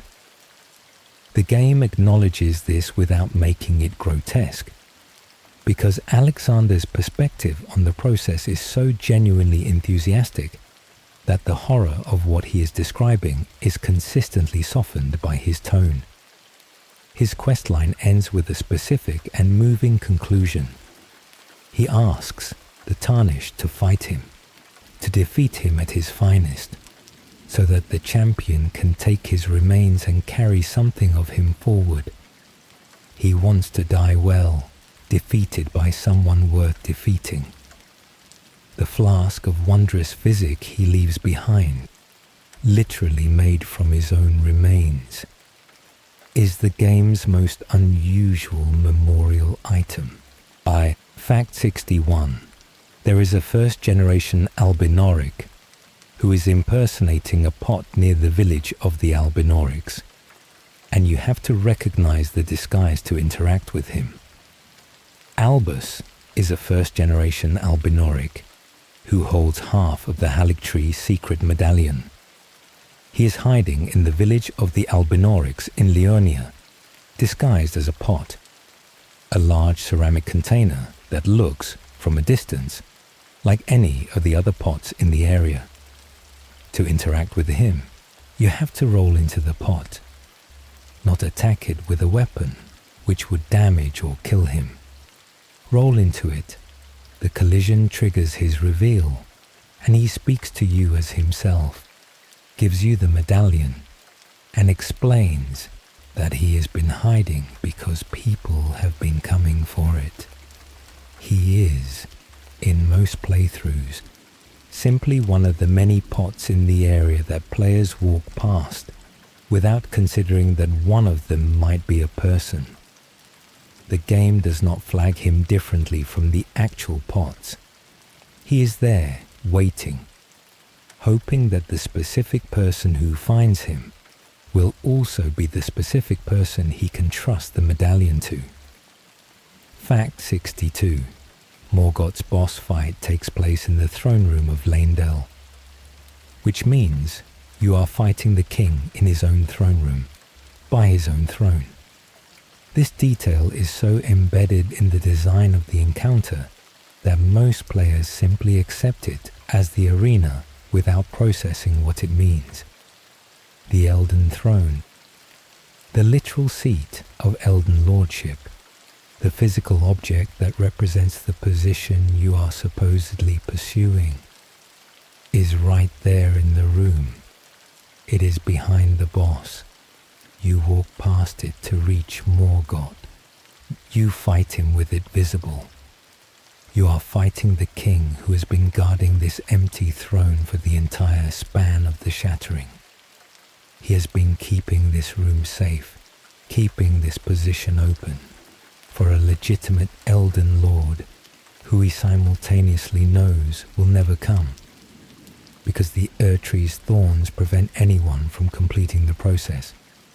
He has been the caretaker of something that cannot be used, defending it with everything he has, in a throne room that is both his kingdom and his prison. The arena is not incidental, it is the entire point. Fact 63. The lands between has an in-world economy with actual currency, and runes are not universally accepted.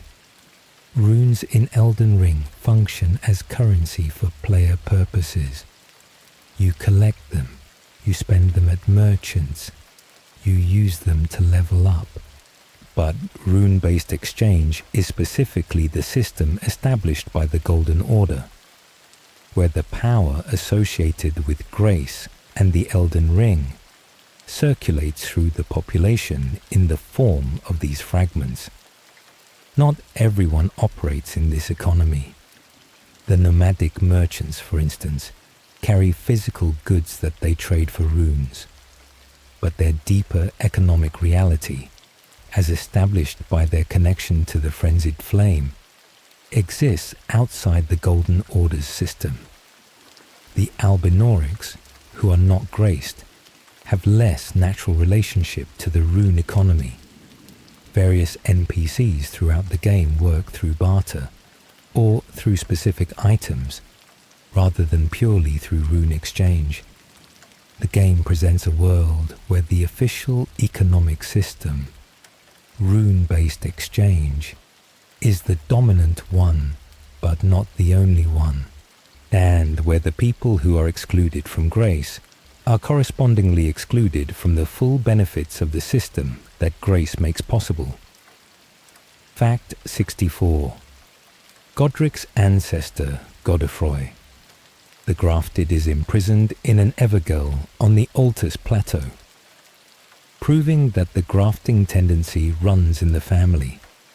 Godfrey, the Grafted, appears in the Evergirl on the Altus Plateau, one of the prison spheres scattered across the lands between that contain powerful or dangerous individuals who were too notable to simply kill.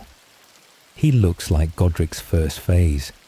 He fights like Godric's first phase. He is, lore-wise, the member of the Golden Lineage who established the family tradition of grafting that Godric later continued. What the game reveals about Godfrey is minimal, and the Crucible Night Spirit Ash description mentions that the man who captured him received the honor of an Erdtree burial as a reward, suggesting that capturing Godfrey was considered a significant enough achievement to merit exceptional recognition. He was apparently already practicing grafting during what the description calls the first defense of Lendel. He predates Godric's grafting by enough time to have been imprisoned before the shattering. The family tendency, the specific response to feeling inadequate within the Golden Order, was already established. Godric did not invent the coping mechanism. He inherited it. Fact 65. Saint Trina, the mysterious sleeping figure associated with sweet oblivion, is Miquella's other half, in the same way that Radagon is Marika's other half. Saint. Trina appears in the game through associated items: Saint Trina's torch, Saint Trina's lily, the sword of Saint Trina, all associated with sleep, with gentle forgetting, with a kind of merciful unconsciousness. She is described as a beloved saint who offered peace through sleep to those who were suffering. The shadow of the Erdtree DLC revealed what the base game only implied. Saint Trina is not a separate person from Miquella.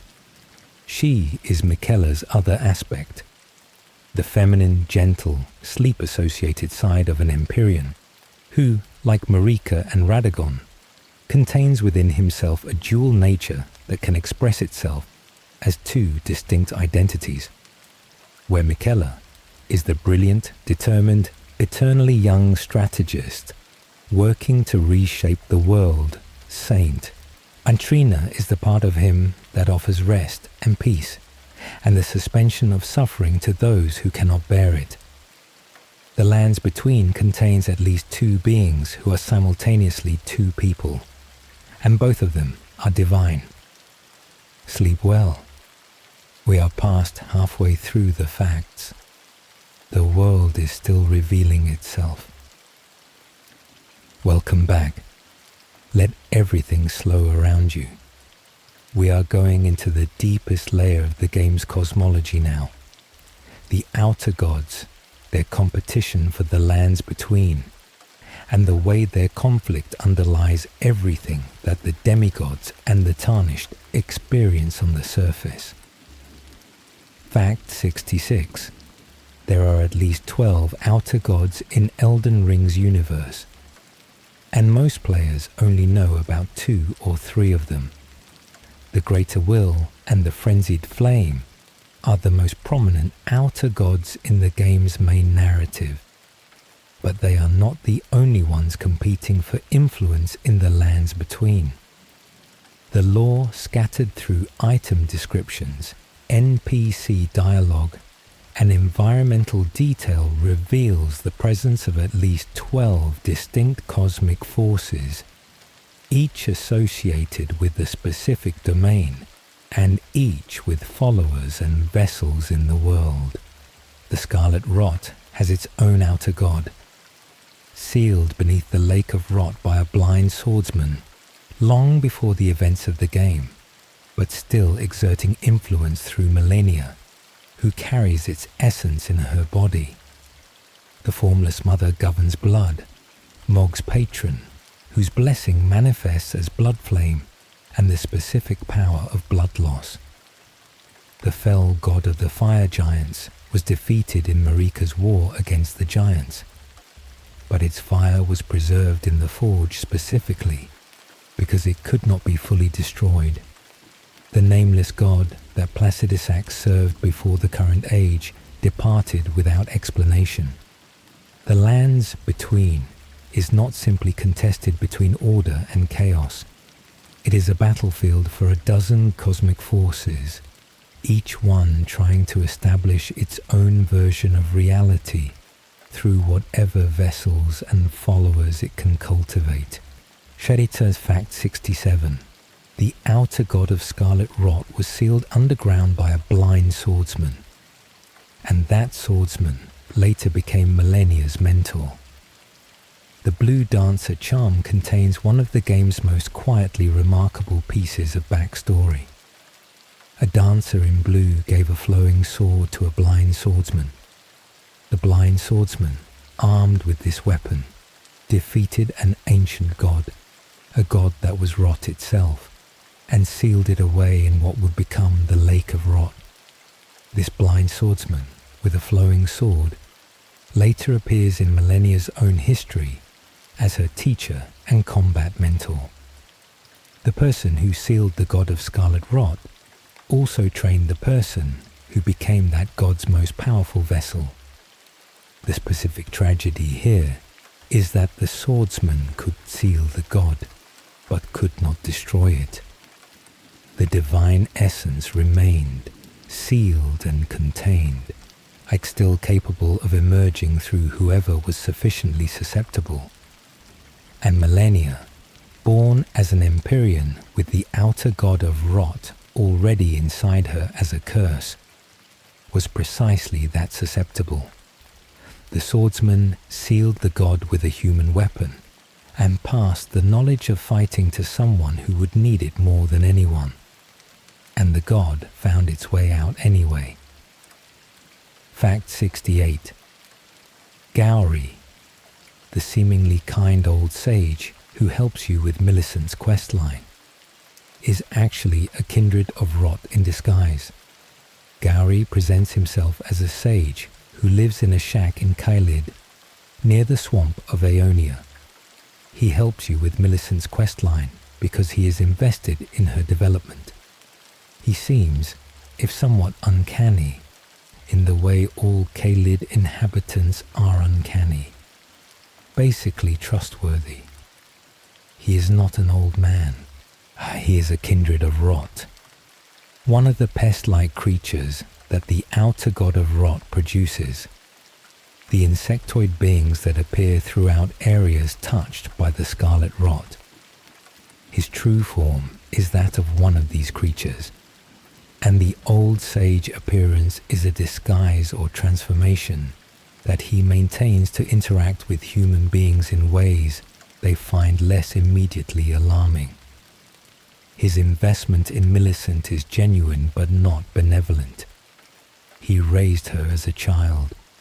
He found Millicent and her sisters as infants in the swamp of Aeonia after Malenia's first bloom, because he hoped she would eventually bloom into a scarlet Valkyrie, a fully realized vessel of the rot god. He cares about her in the way that someone cares about a project they have been nurturing toward a specific outcome. The warmth is real. The purpose behind the warmth is something else. Fact 69. Every outer god in the game is associated with a specific type of fire, and this is never stated explicitly, but is consistent across all of them. The Greater Will has gold flame, visible in the Elden Beast's breath attacks and in the golden fire used in certain incantations. The Frenzied Flame has its distinctive yellow-orange fire that produces madness. The Formless Mother uses blood flame, the red and crackling fire associated with blood loss. The Fell God's fire is the Giant's Flame, the specific power that can burn the Erdtree. When you look at all the major outer gods in sequence, each one has a fire signature that is distinct in color, behavior, and application. This is not explained in any single item or dialogue. It emerges from reading the lore of all the factions together and noticing what they have in common. Fire, in Elden Ring's cosmology, appears to be the visible manifestation of divine power, each cosmic force expressing itself in the world through a specific frequency of flame that belongs to it and to no one else. Fact 70. The scarlet rot is not simply a disease. It is the physical expression of an alternative order, where decay and rebirth replace the Golden Order's recycling of souls. Gowry, despite being a kindred of rot in disguise, articulates the philosophy of the Order of Rot with genuine precision. He describes it as an order of decay and rebirth, a system where things end, decompose, and give rise to new things through the process of their ending. This is not simply poison. It is a cosmic principle. The Golden Order's system of death, souls returning to the Erdtree and being recycled, is a controlled, centralized process where the Erdtree, and by extension, the Greater Will, collect and redistribute the energy of the dead. The rot system is the opposite, uncontrolled, decentralized, a process that happens in the world rather than through an institution. Things die and rot, and from that rot new things grow, without any central authority processing the transition. This is why the followers of the rot can present their beliefs as something other than simple nihilism. They are proposing a different kind of order, messier, more organic, less controlled than what the Greater Will offers, but no less systematic in its own terms. Choeke. Fact 71. Crumbling Farum Azula exists outside of time, and this is why outer gods seem to have no power there. The ancient city in the sky has a quality that distinguishes it from everywhere else in the game. It is described as a land beyond time. The specific quality of the place, the ruins frozen in mid-fall, the storm that has been perpetual and eternal, the fact that Placidusax is waiting there in a state that predates the current age, is not simply aesthetic. Farum Azula exists in a pocket of existence where the normal temporal framework of the lands between does not apply.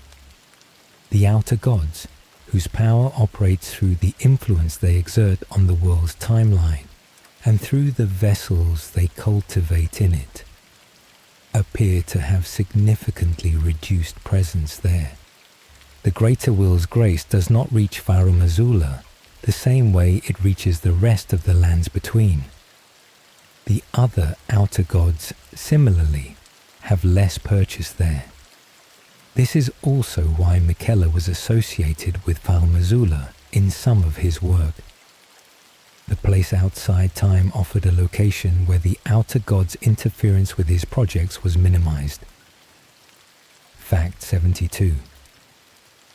The unalloyed gold needle is one of the only things in the game that can resist the influence of outer gods, any outer god.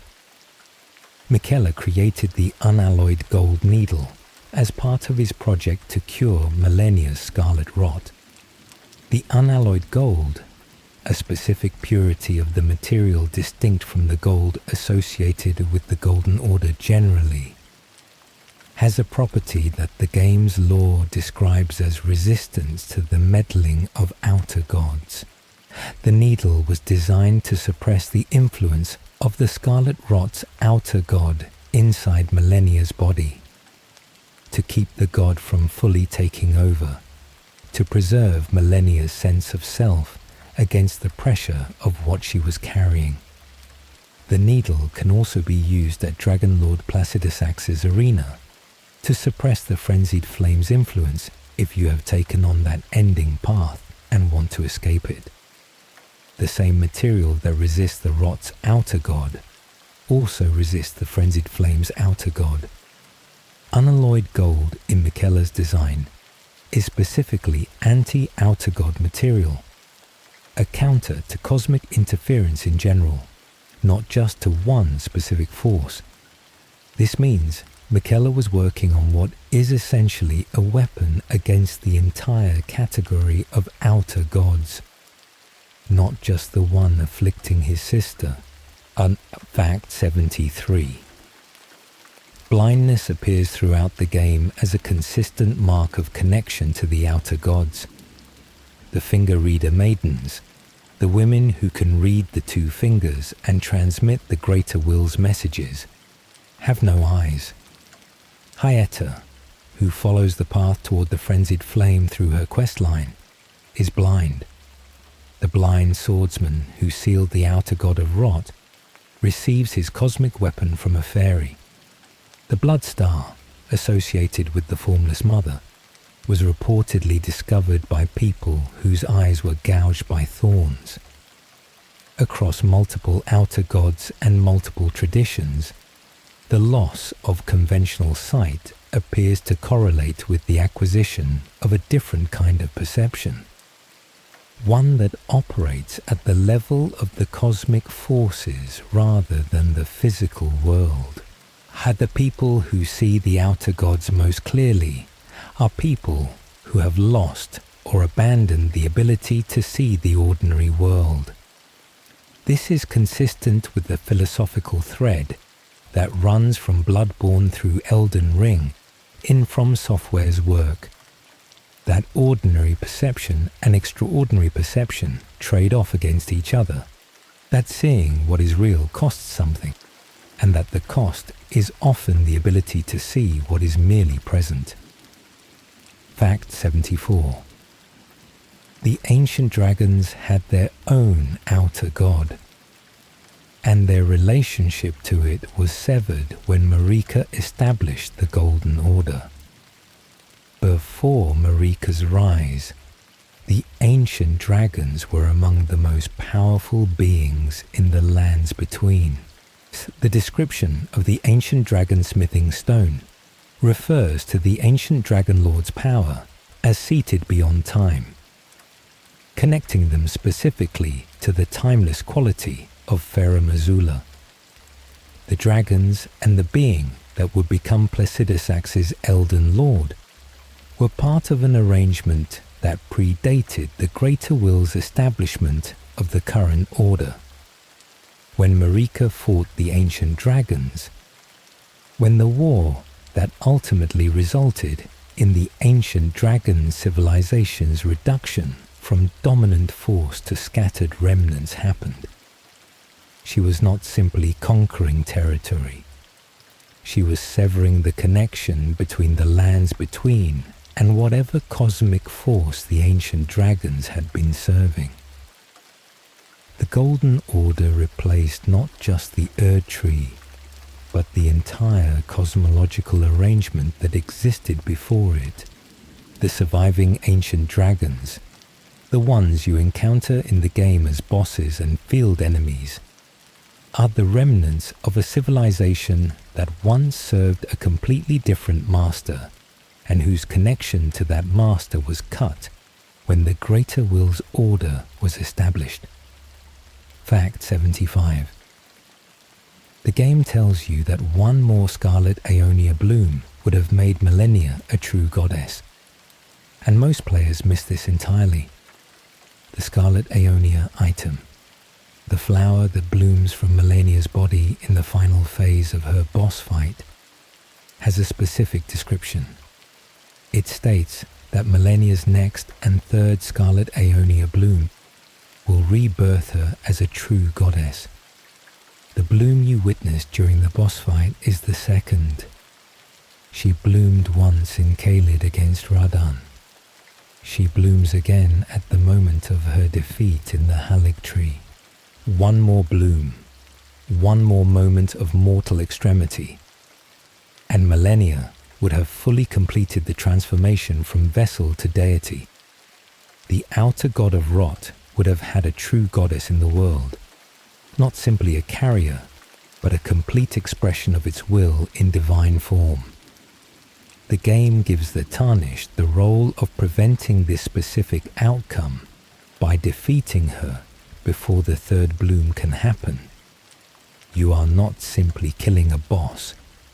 You are preventing the outer god of rot from achieving complete divinity in the lands between at the moment when it was closest to success. Fact 76. The Formless Mother communicates with Morg through his flesh, rather than through speech or vision. The Formless Mother is an outer god of blood, and her relationship to Morg is not one of vision or prophecy or conventional divine communication. At the description associated with Morg's blood covenant describes how she communicates with him. Through the flesh, through the specific sensation of the blood covenant she established with him. This means Morg's devotion to the Formless Mother was not an intellectual or theological commitment in the way that Ranni's rejection of the Greater Will was intellectual and deliberate. It was physical. The god was literally inside the experience of being Morg, present in his flesh, communicating through the sensation of his own body, in a way that made resistance not simply a matter of choosing differently, but of ceasing to be who he was. He was not a person who had decided to follow a terrible god. He was a person for whom the terrible god was woven into the experience of existence itself. Felikim. Fact 77. The Tarnished who came closest to becoming Elden Lord before you, Vike, abandoned the quest because of his maiden, and ended up consumed by the frenzied flame. Vike is mentioned in item descriptions as the Tarnished who was closest to claiming the Elden Ring before the events of the game begin. He had gathered more great runes, progressed further, come nearer to the throne than anyone before him. The question of why he stopped, why the most successful previous Tarnished did not finish, is answered in fragments. Vike had a maiden. and at some point in his journey, something involving his maiden led Vike below the capital, into the subterranean shunning grounds, into the space where the frenzied flame waited. Whether he went to save her, or whether she led him there, or whether some other force guided him, is described as uncertain even in the game's own documentation. His armor and spear describe only that he arrived at the frenzied flame and was consumed by it. The person who was closest to the Elden Lord throne abandoned it because of something connected to love, or grief, or loss. He chose the flame over the ring, and the flame scarred him permanently into the hostile invader you eventually face. Fact 78.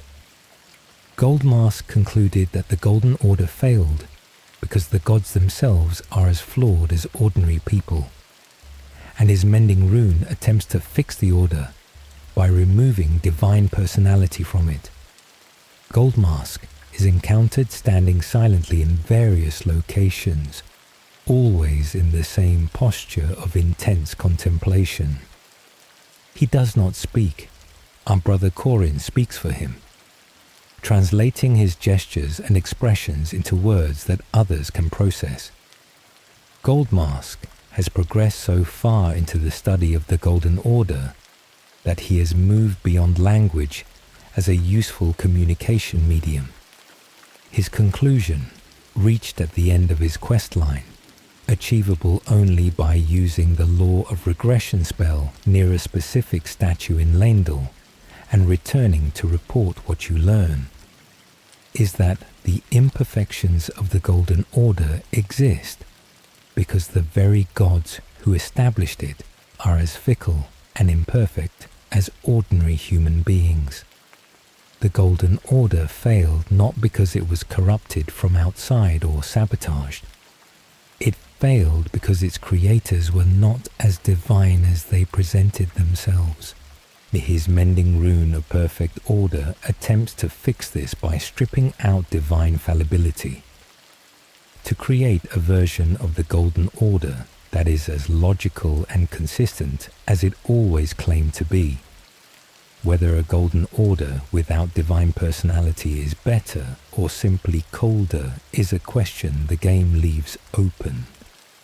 Sleep well. We are in the final stretch. Only more facts remain.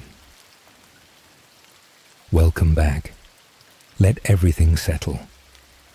We are approaching the final stretch of 100 facts.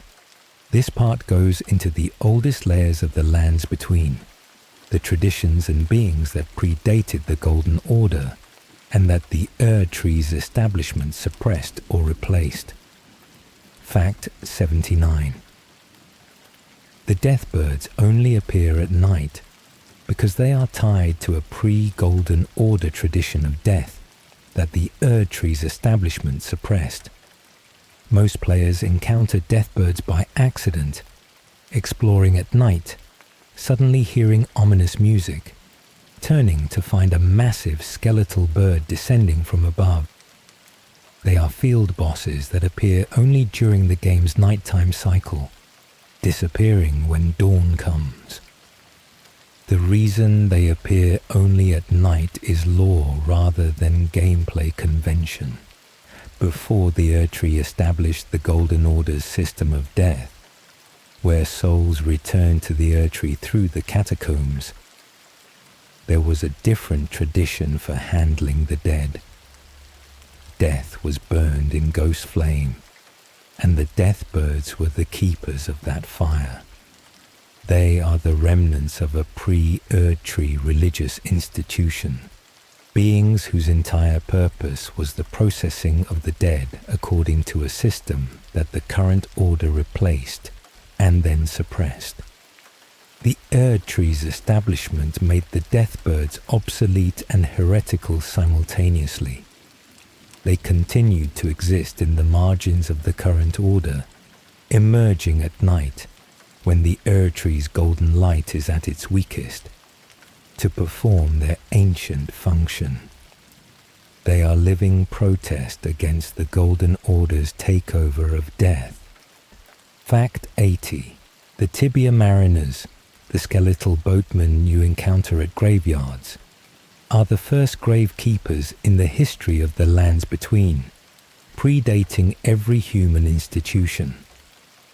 The Tibia Mariners appear at graveyards, summoning skeletons, navigating spectral boats through spaces that are not water. Most players treat them as unusual mini-bosses and move on. Their lore makes them something significantly older and stranger. The Tibia Mariners were the first gravekeepers in the lands between. They guided the dead, those who had died without receiving Erdtree grace, to their destinations in the spirit world, blowing through their hollow oars to summon those lost between life and death. They predated the Erdtree. They predated the Golden Order. They predated almost everything you encounter in the game. When Marika removed the Rune of Death and established her version of how death worked, the Tibia Mariners became unnecessary. There were no longer wandering dead for them to guide. Everyone was being processed through the Erdtree system. They faded from relevance. And then Godwyn's death and the spread of Deathroot brought the wandering dead back into existence, and the mariners resurfaced from wherever they had been waiting. They have been doing the same job since before the current world existed. They will probably still be doing it when the current world is gone. Fact 81.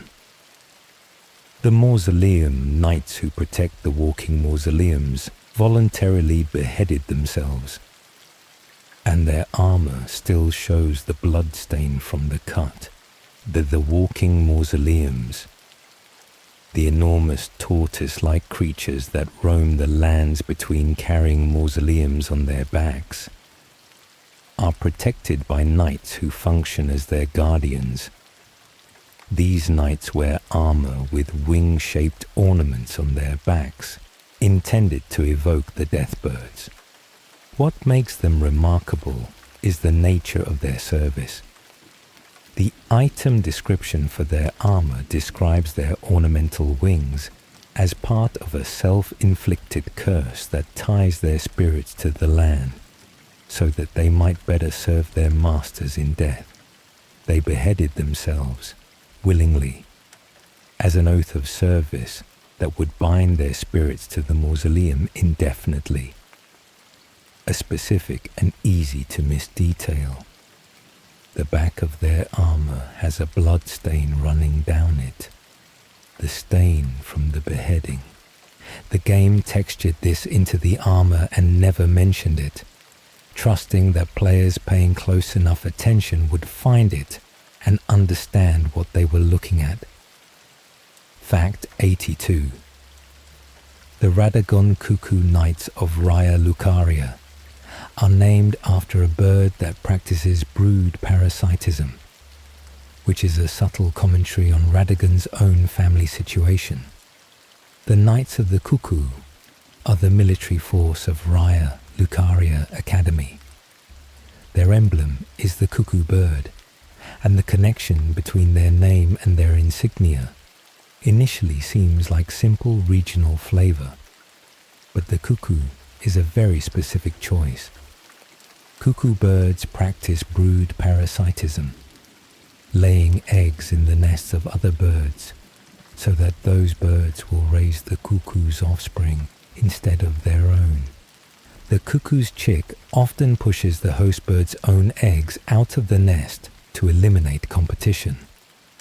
Radagon, whose children appear throughout the lands between in multiple family groupings, left Rennala to marry Marika. His children from Rennala were raised within both the Carian tradition and the Golden Order. His children from Marika were raised as demigods. He placed his children in multiple nests in the manner of the cuckoo, and the knights who carry his cuckoo emblem are, in their very name, a commentary on what their patron did to every family he touched. Fact 83. The Carian royal family practices a different magic from the Academy, moon-based sorcery that predates the Erdtree, and that the Academy has been trying to co-opt for centuries. Ranni is queen of the full moon, and the Carian royalty's relationship to the moon is central to who they are. But this relationship is older than the Carian royal family's history. It traces back to the Nox civilization of the Eternal Cities, who worshipped the moon before they were banished underground. When the Carians came to power in Leonia, they brought this lunar tradition with them. The Academy of Raya Lucaria, which is technically a glintstone sorcery institution, not a lunar magic institution, has been in a complicated relationship with the Carian royals for centuries, sometimes allied and sometimes in opposition, because glintstone magic and lunar magic come from different sources and have different philosophical foundations. The war against the Academy, the conflict between Renala's Carians and the Academy that Radagon ended when he married her, was not simply a territorial dispute. It was a conflict between two different cosmological traditions, each with its own understanding of what magic is and where it comes from. Their union resolved the political conflict, but not the philosophical one. Fact 84. The skeletons that reanimate after death in the catacombs, the ones you have to hit while they glow to kill permanently, are doing this because of deathroot contamination, not because of any deliberate action. Those who live in death, the undead beings that refuse to stay dead after being killed, are not choosing to reanimate. The spread of deathroot through the Erdtree's root system after Godwyn's murder contaminated the catacombs, which are the physical pathway through which the Erdtree normally processes the souls of the dead. The contamination disrupted the process, trapping certain souls in a state where they could not complete their return to the Erdtree. The skeletons that reanimate and the other undead you encounter throughout the game's dungeons are not enemies who decided to keep fighting. They are people who are caught in a broken system, whose souls cannot properly reach where they are supposed to go because the pathway is contaminated by something that happened to Godwyn's body 5,000 years ago. When you hit their bones while they glow, completing their death in a way that the contaminated Erdtree system cannot, you are performing the function that the system was designed to perform. You are a manual override for a broken death process. Fact 85. The Roderica who becomes a spirit tuner at the Round Table Hold was originally expatriated royalty from outside the lands between, and she took off the hood that marked her status as part of choosing a different identity. Roderica appears in Stormhill Shack as a traumatized young woman whose companions have all been subjected to Godric's grafting. She is wearing a distinctive crimson hood. After she moves to the Round Table Hold and becomes a spirit tuner under Hugh's guidance, the hood disappears from her appearance. The Crimson Hood's item description reveals that it was given to Roderica as a gift when she departed from her homeland, a mark of royal protection, the cloak of someone who should be kept safe because of who she is.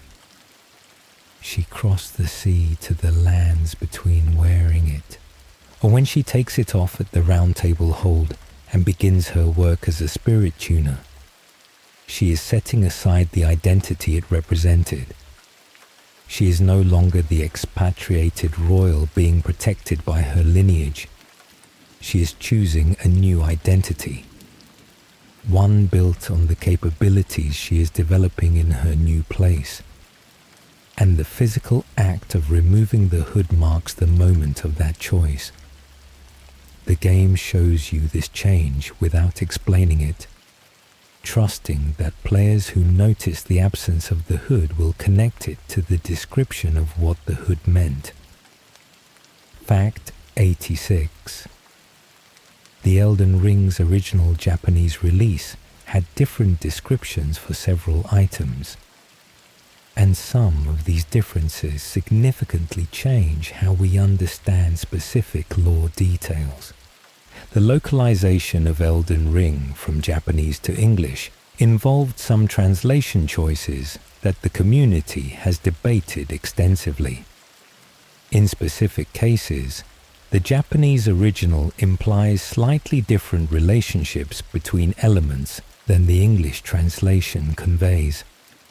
One significant example: the item translated in English as Mimic Veil is described in the Japanese version using terminology that implies illicit affairs, suggesting that the disguise it creates is specifically associated with concealment of inappropriate relationships rather than simply disguise in general. This single translation choice, if the Japanese is more accurate to the developer's intent, adds a layer to various theories about characters who use illusion and concealment in the game's story. And the community has produced extensive analyses of translation discrepancies, and while From Software has not officially commented on specific choices, the Japanese original remains a resource for players trying to understand the deepest layers of the game's intended meaning. Fact 87. There are exactly 21 rune bears in the lands between, and one of them is worth killing specifically for lore purposes. Rune bears are among the most feared enemies in the game. Enormous bears infused with rune power, whose aggression and strength make them exceptionally dangerous for unprepared players.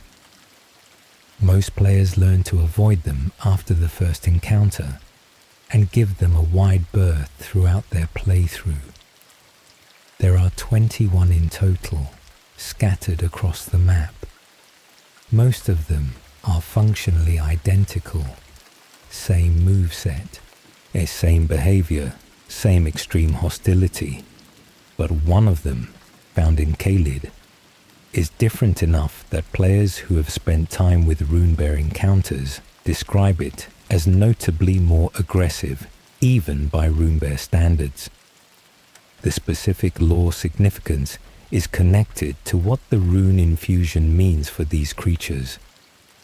They are bears that have absorbed or been infused with great rune fragments, which the lore suggests has specific effects on the minds of creatures that cannot process that level of power.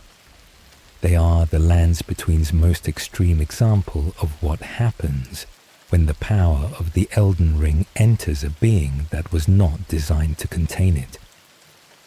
Fact 88.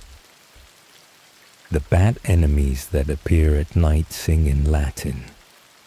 This is one of the most specific and deliberately obscure details in a game full of deliberately obscure details. And the bats that appear as nighttime enemies in certain areas of the Lands Between, the creature type that attacks from above in Stormvale and other locations, can be heard making sounds that, at sufficient volume, resolve into Latin words. The specific Latin they are singing is a dirge, a funeral song, appropriate to their nocturnal activity in areas associated with death and the pre-Erdtree tradition of ghost flame death rites. They are, according to players who have isolated and analyzed the audio, performing a ritual connected to the same tradition as the Deathbirds. Most players hear them as ambient creature noise. They are actually performing liturgy. Fact 89. The walking mausoleums. The giant creatures carrying mausoleums allow you to duplicate boss remembrances, and this is the game's way of giving you access to the history of those bosses. The walking mausoleums scattered through the lands between are functional buildings carried by enormous creatures, and when you land on them, interact with the bell, and enter, you can duplicate remembrances, the items dropped by major bosses. Most players use this mechanically, doubling up on boss rewards. But the lore of what a mausoleum is matters. It is a resting place for the great, a place where the significant dead are memorialized. The walking mausoleums are monuments that move, ensuring that the memory of those interred within them can reach every part of the lands between, rather than remaining in one location. When you duplicate a remembrance inside them, you are using a facility designed to honor and preserve the great dead, to extend your access to the powers those great dead carried. The mausoleum is serving its designed purpose, ensuring the dead's legacy continues, just in a form that the original designers probably did not anticipate. Fact 90. The skeletons that appear in catacombs with blue glowing bones at death are showing you exactly where to hit them. The blue glow is where the remaining soul is concentrated. This is presented as a gameplay mechanic. Hit the glowing bones to prevent reanimation, but it is also a lore detail.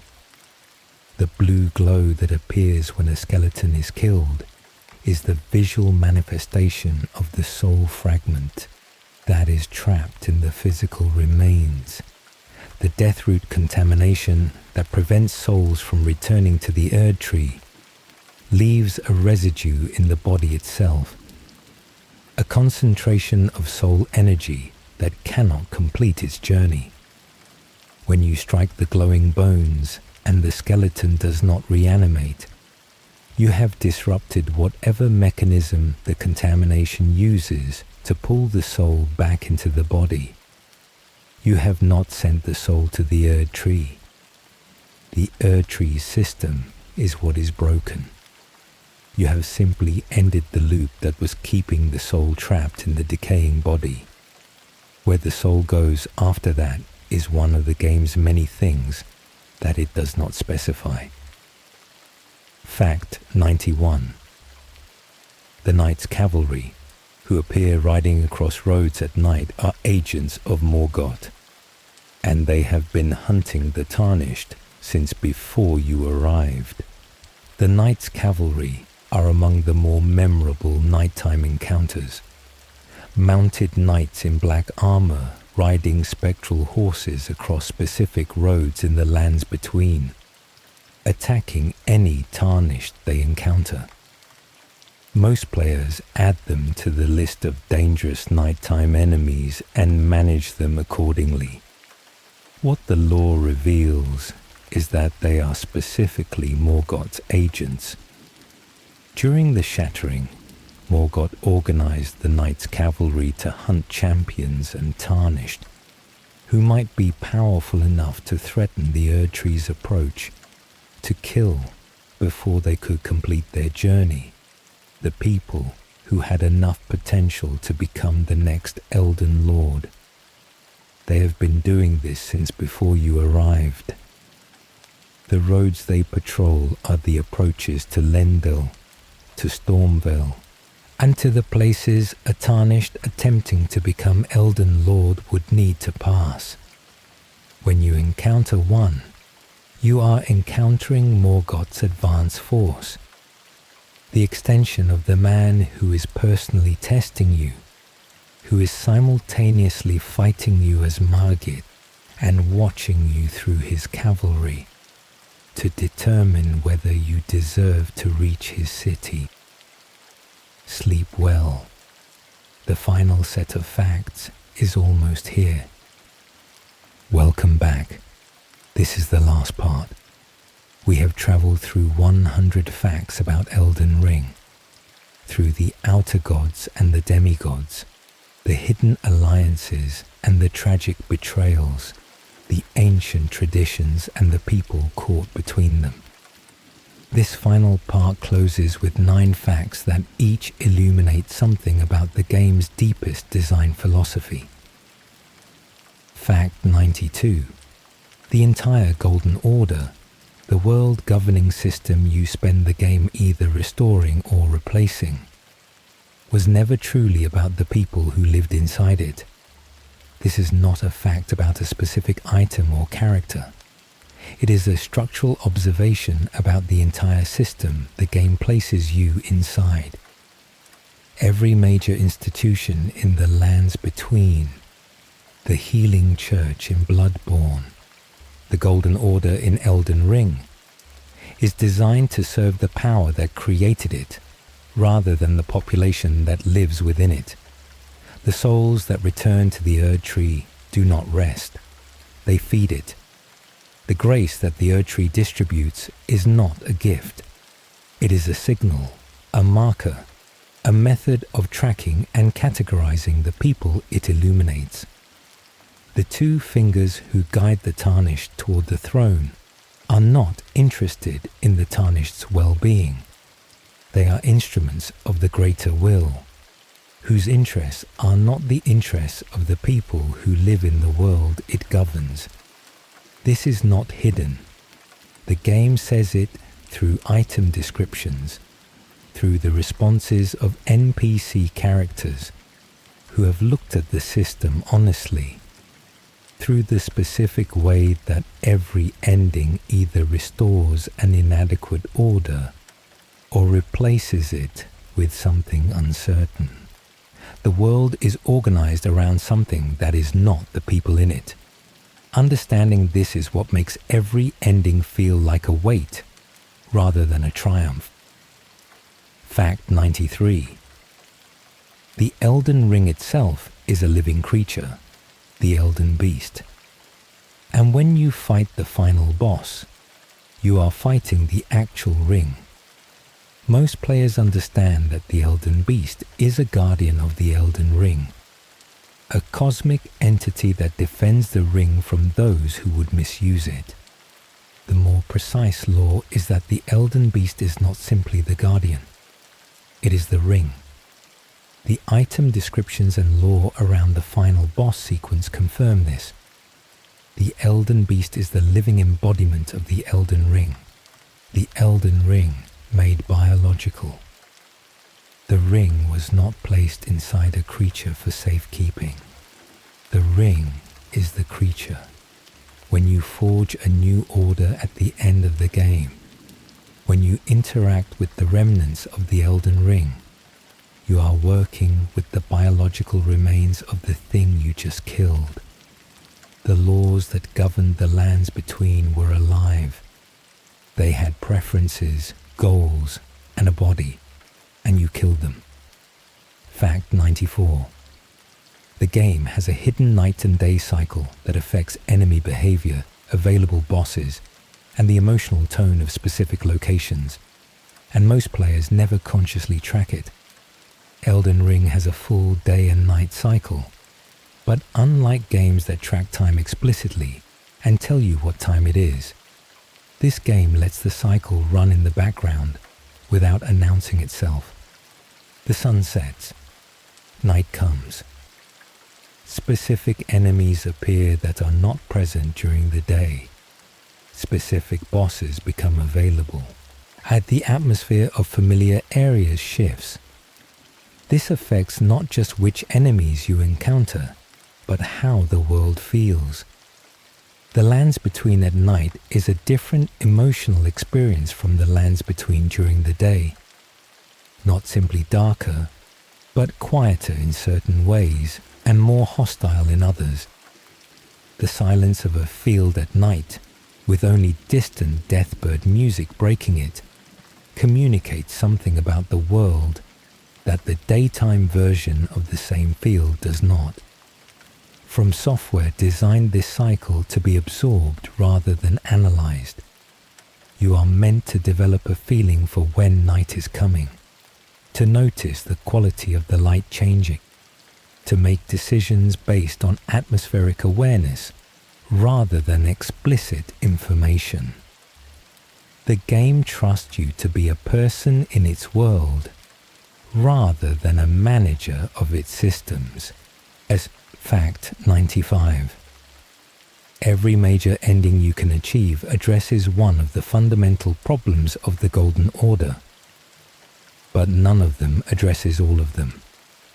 The Age of Fracture simply restores the broken order, addressing nothing except the fact of the break.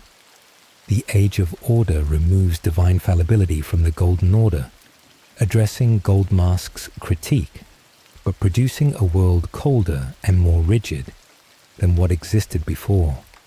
The Age of Dustborn restores natural death, addressing the specific horror of the immortality that the Rune of Death's removal produced, but accepting the loss of everything the Erdtree mediated existence offered.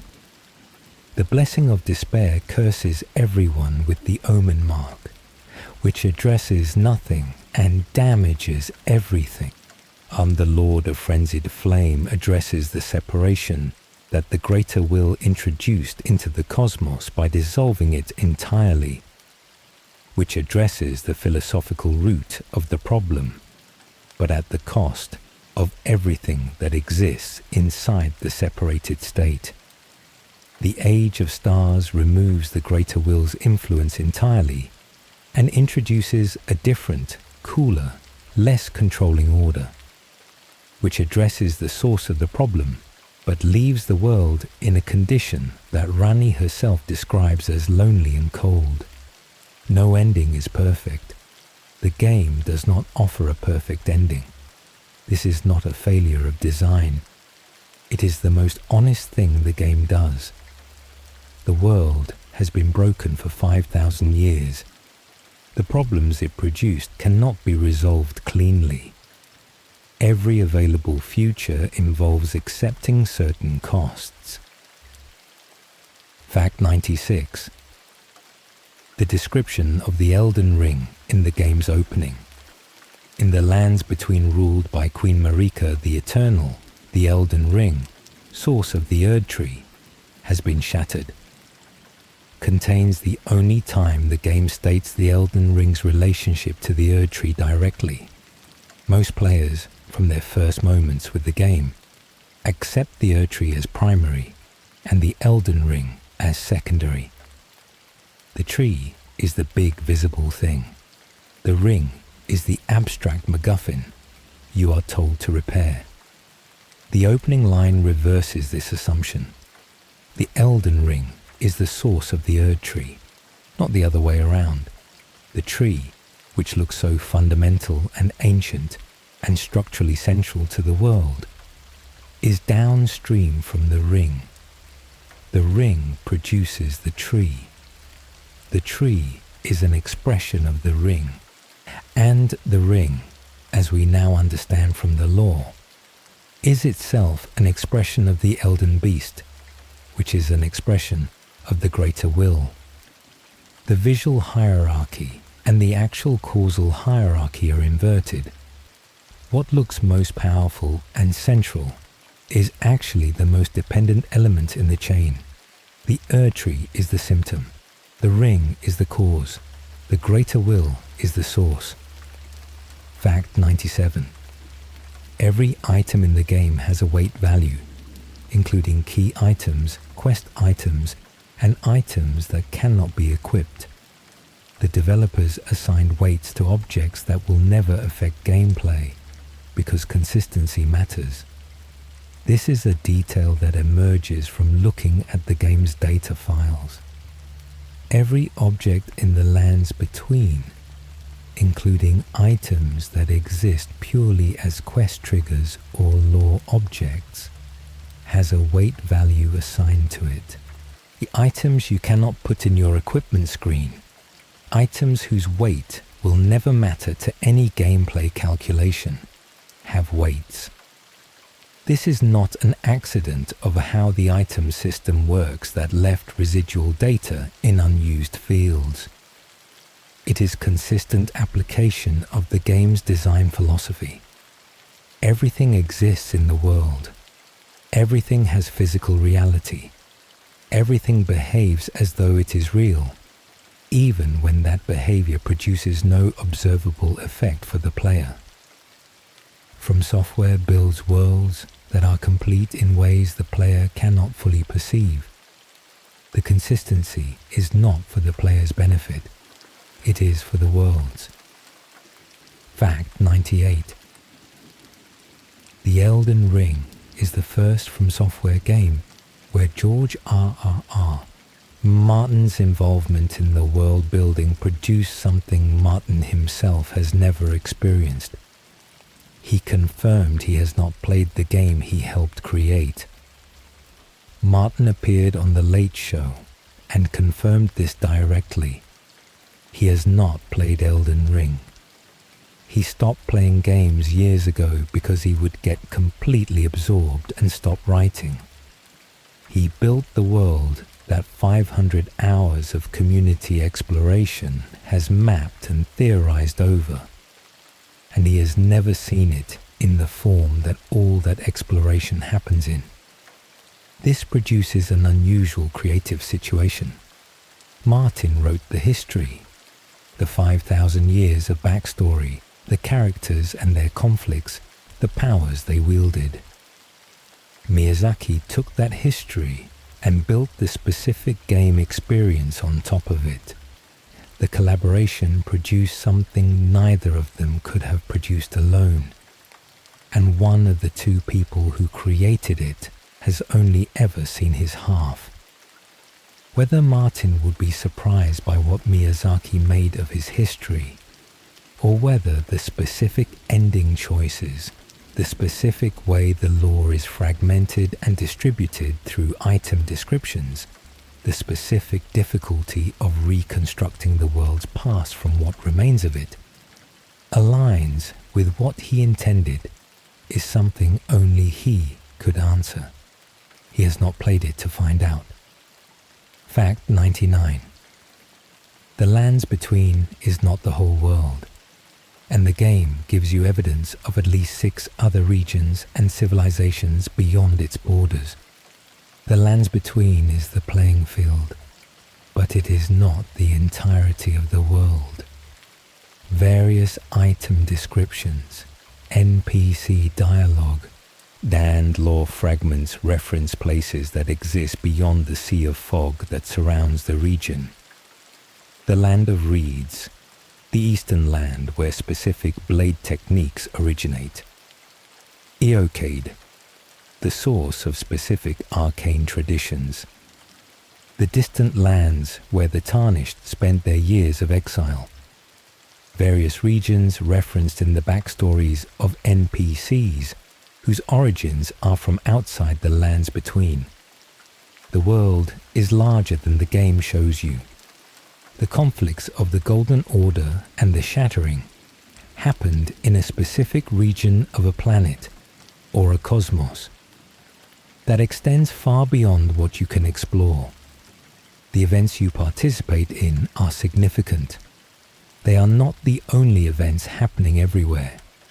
This is consistent with how Martin builds worlds, with the implication of depth and breadth beyond the story's frame, and with the sense that the world continues past the edges of what you can see. The lands between feels large. It is a fraction. Fact 100. The most unusual fact about Elden Ring is the one that cannot be stated as a single fact. It is a game that was built to be incompletely understood, and the incompleteness is the point. From Software games are not simply difficult games that eventually become easy if you practice enough. They are games that are permanently deliberately incomplete in their communication of what they are about. The lore will never be fully resolved. The community will keep finding things. Every new pair of eyes brings a different reading of the same item description and arrives at a different conclusion about what it means for the larger story. This is not a limitation of the design. It is the design. The Lands Between is a world whose history has been catastrophically disrupted, where the institutions that would normally preserve and transmit knowledge have all failed or been corrupted or been deliberately concealed. The fragmentation of the lore mirrors the fragmentation of the world. You are not simply learning about a broken world. You are experiencing what it is like to try to understand a broken world from inside it. Every player who finishes Elden Ring carries a slightly different version of what the game means. Every theory the community has developed captures something true and misses something else. The game does not resolve this because the world it describes, a world where a goddess smashed the laws of reality, where demigods tore apart what remained, and where 5,000 years of damage have been accumulated, is not a world where neat resolution is available. The question the game leaves you with, what should this world become, given what it has been and what it has done, does not have a correct answer. It has your answer, the one you arrive at after 100 hours and 100 facts and whatever understanding you have built from the pieces that remain. That is the final fact, and it is not a small one. Good night. This has been 100 unusual facts about Elden Ring, told slowly, for the hours when sleep is far away. The Erdtree is burning or standing or gone, depending on the choice you made. The Lands Between is waiting for what comes next. And so, perhaps, are you. Rest. You have earned it.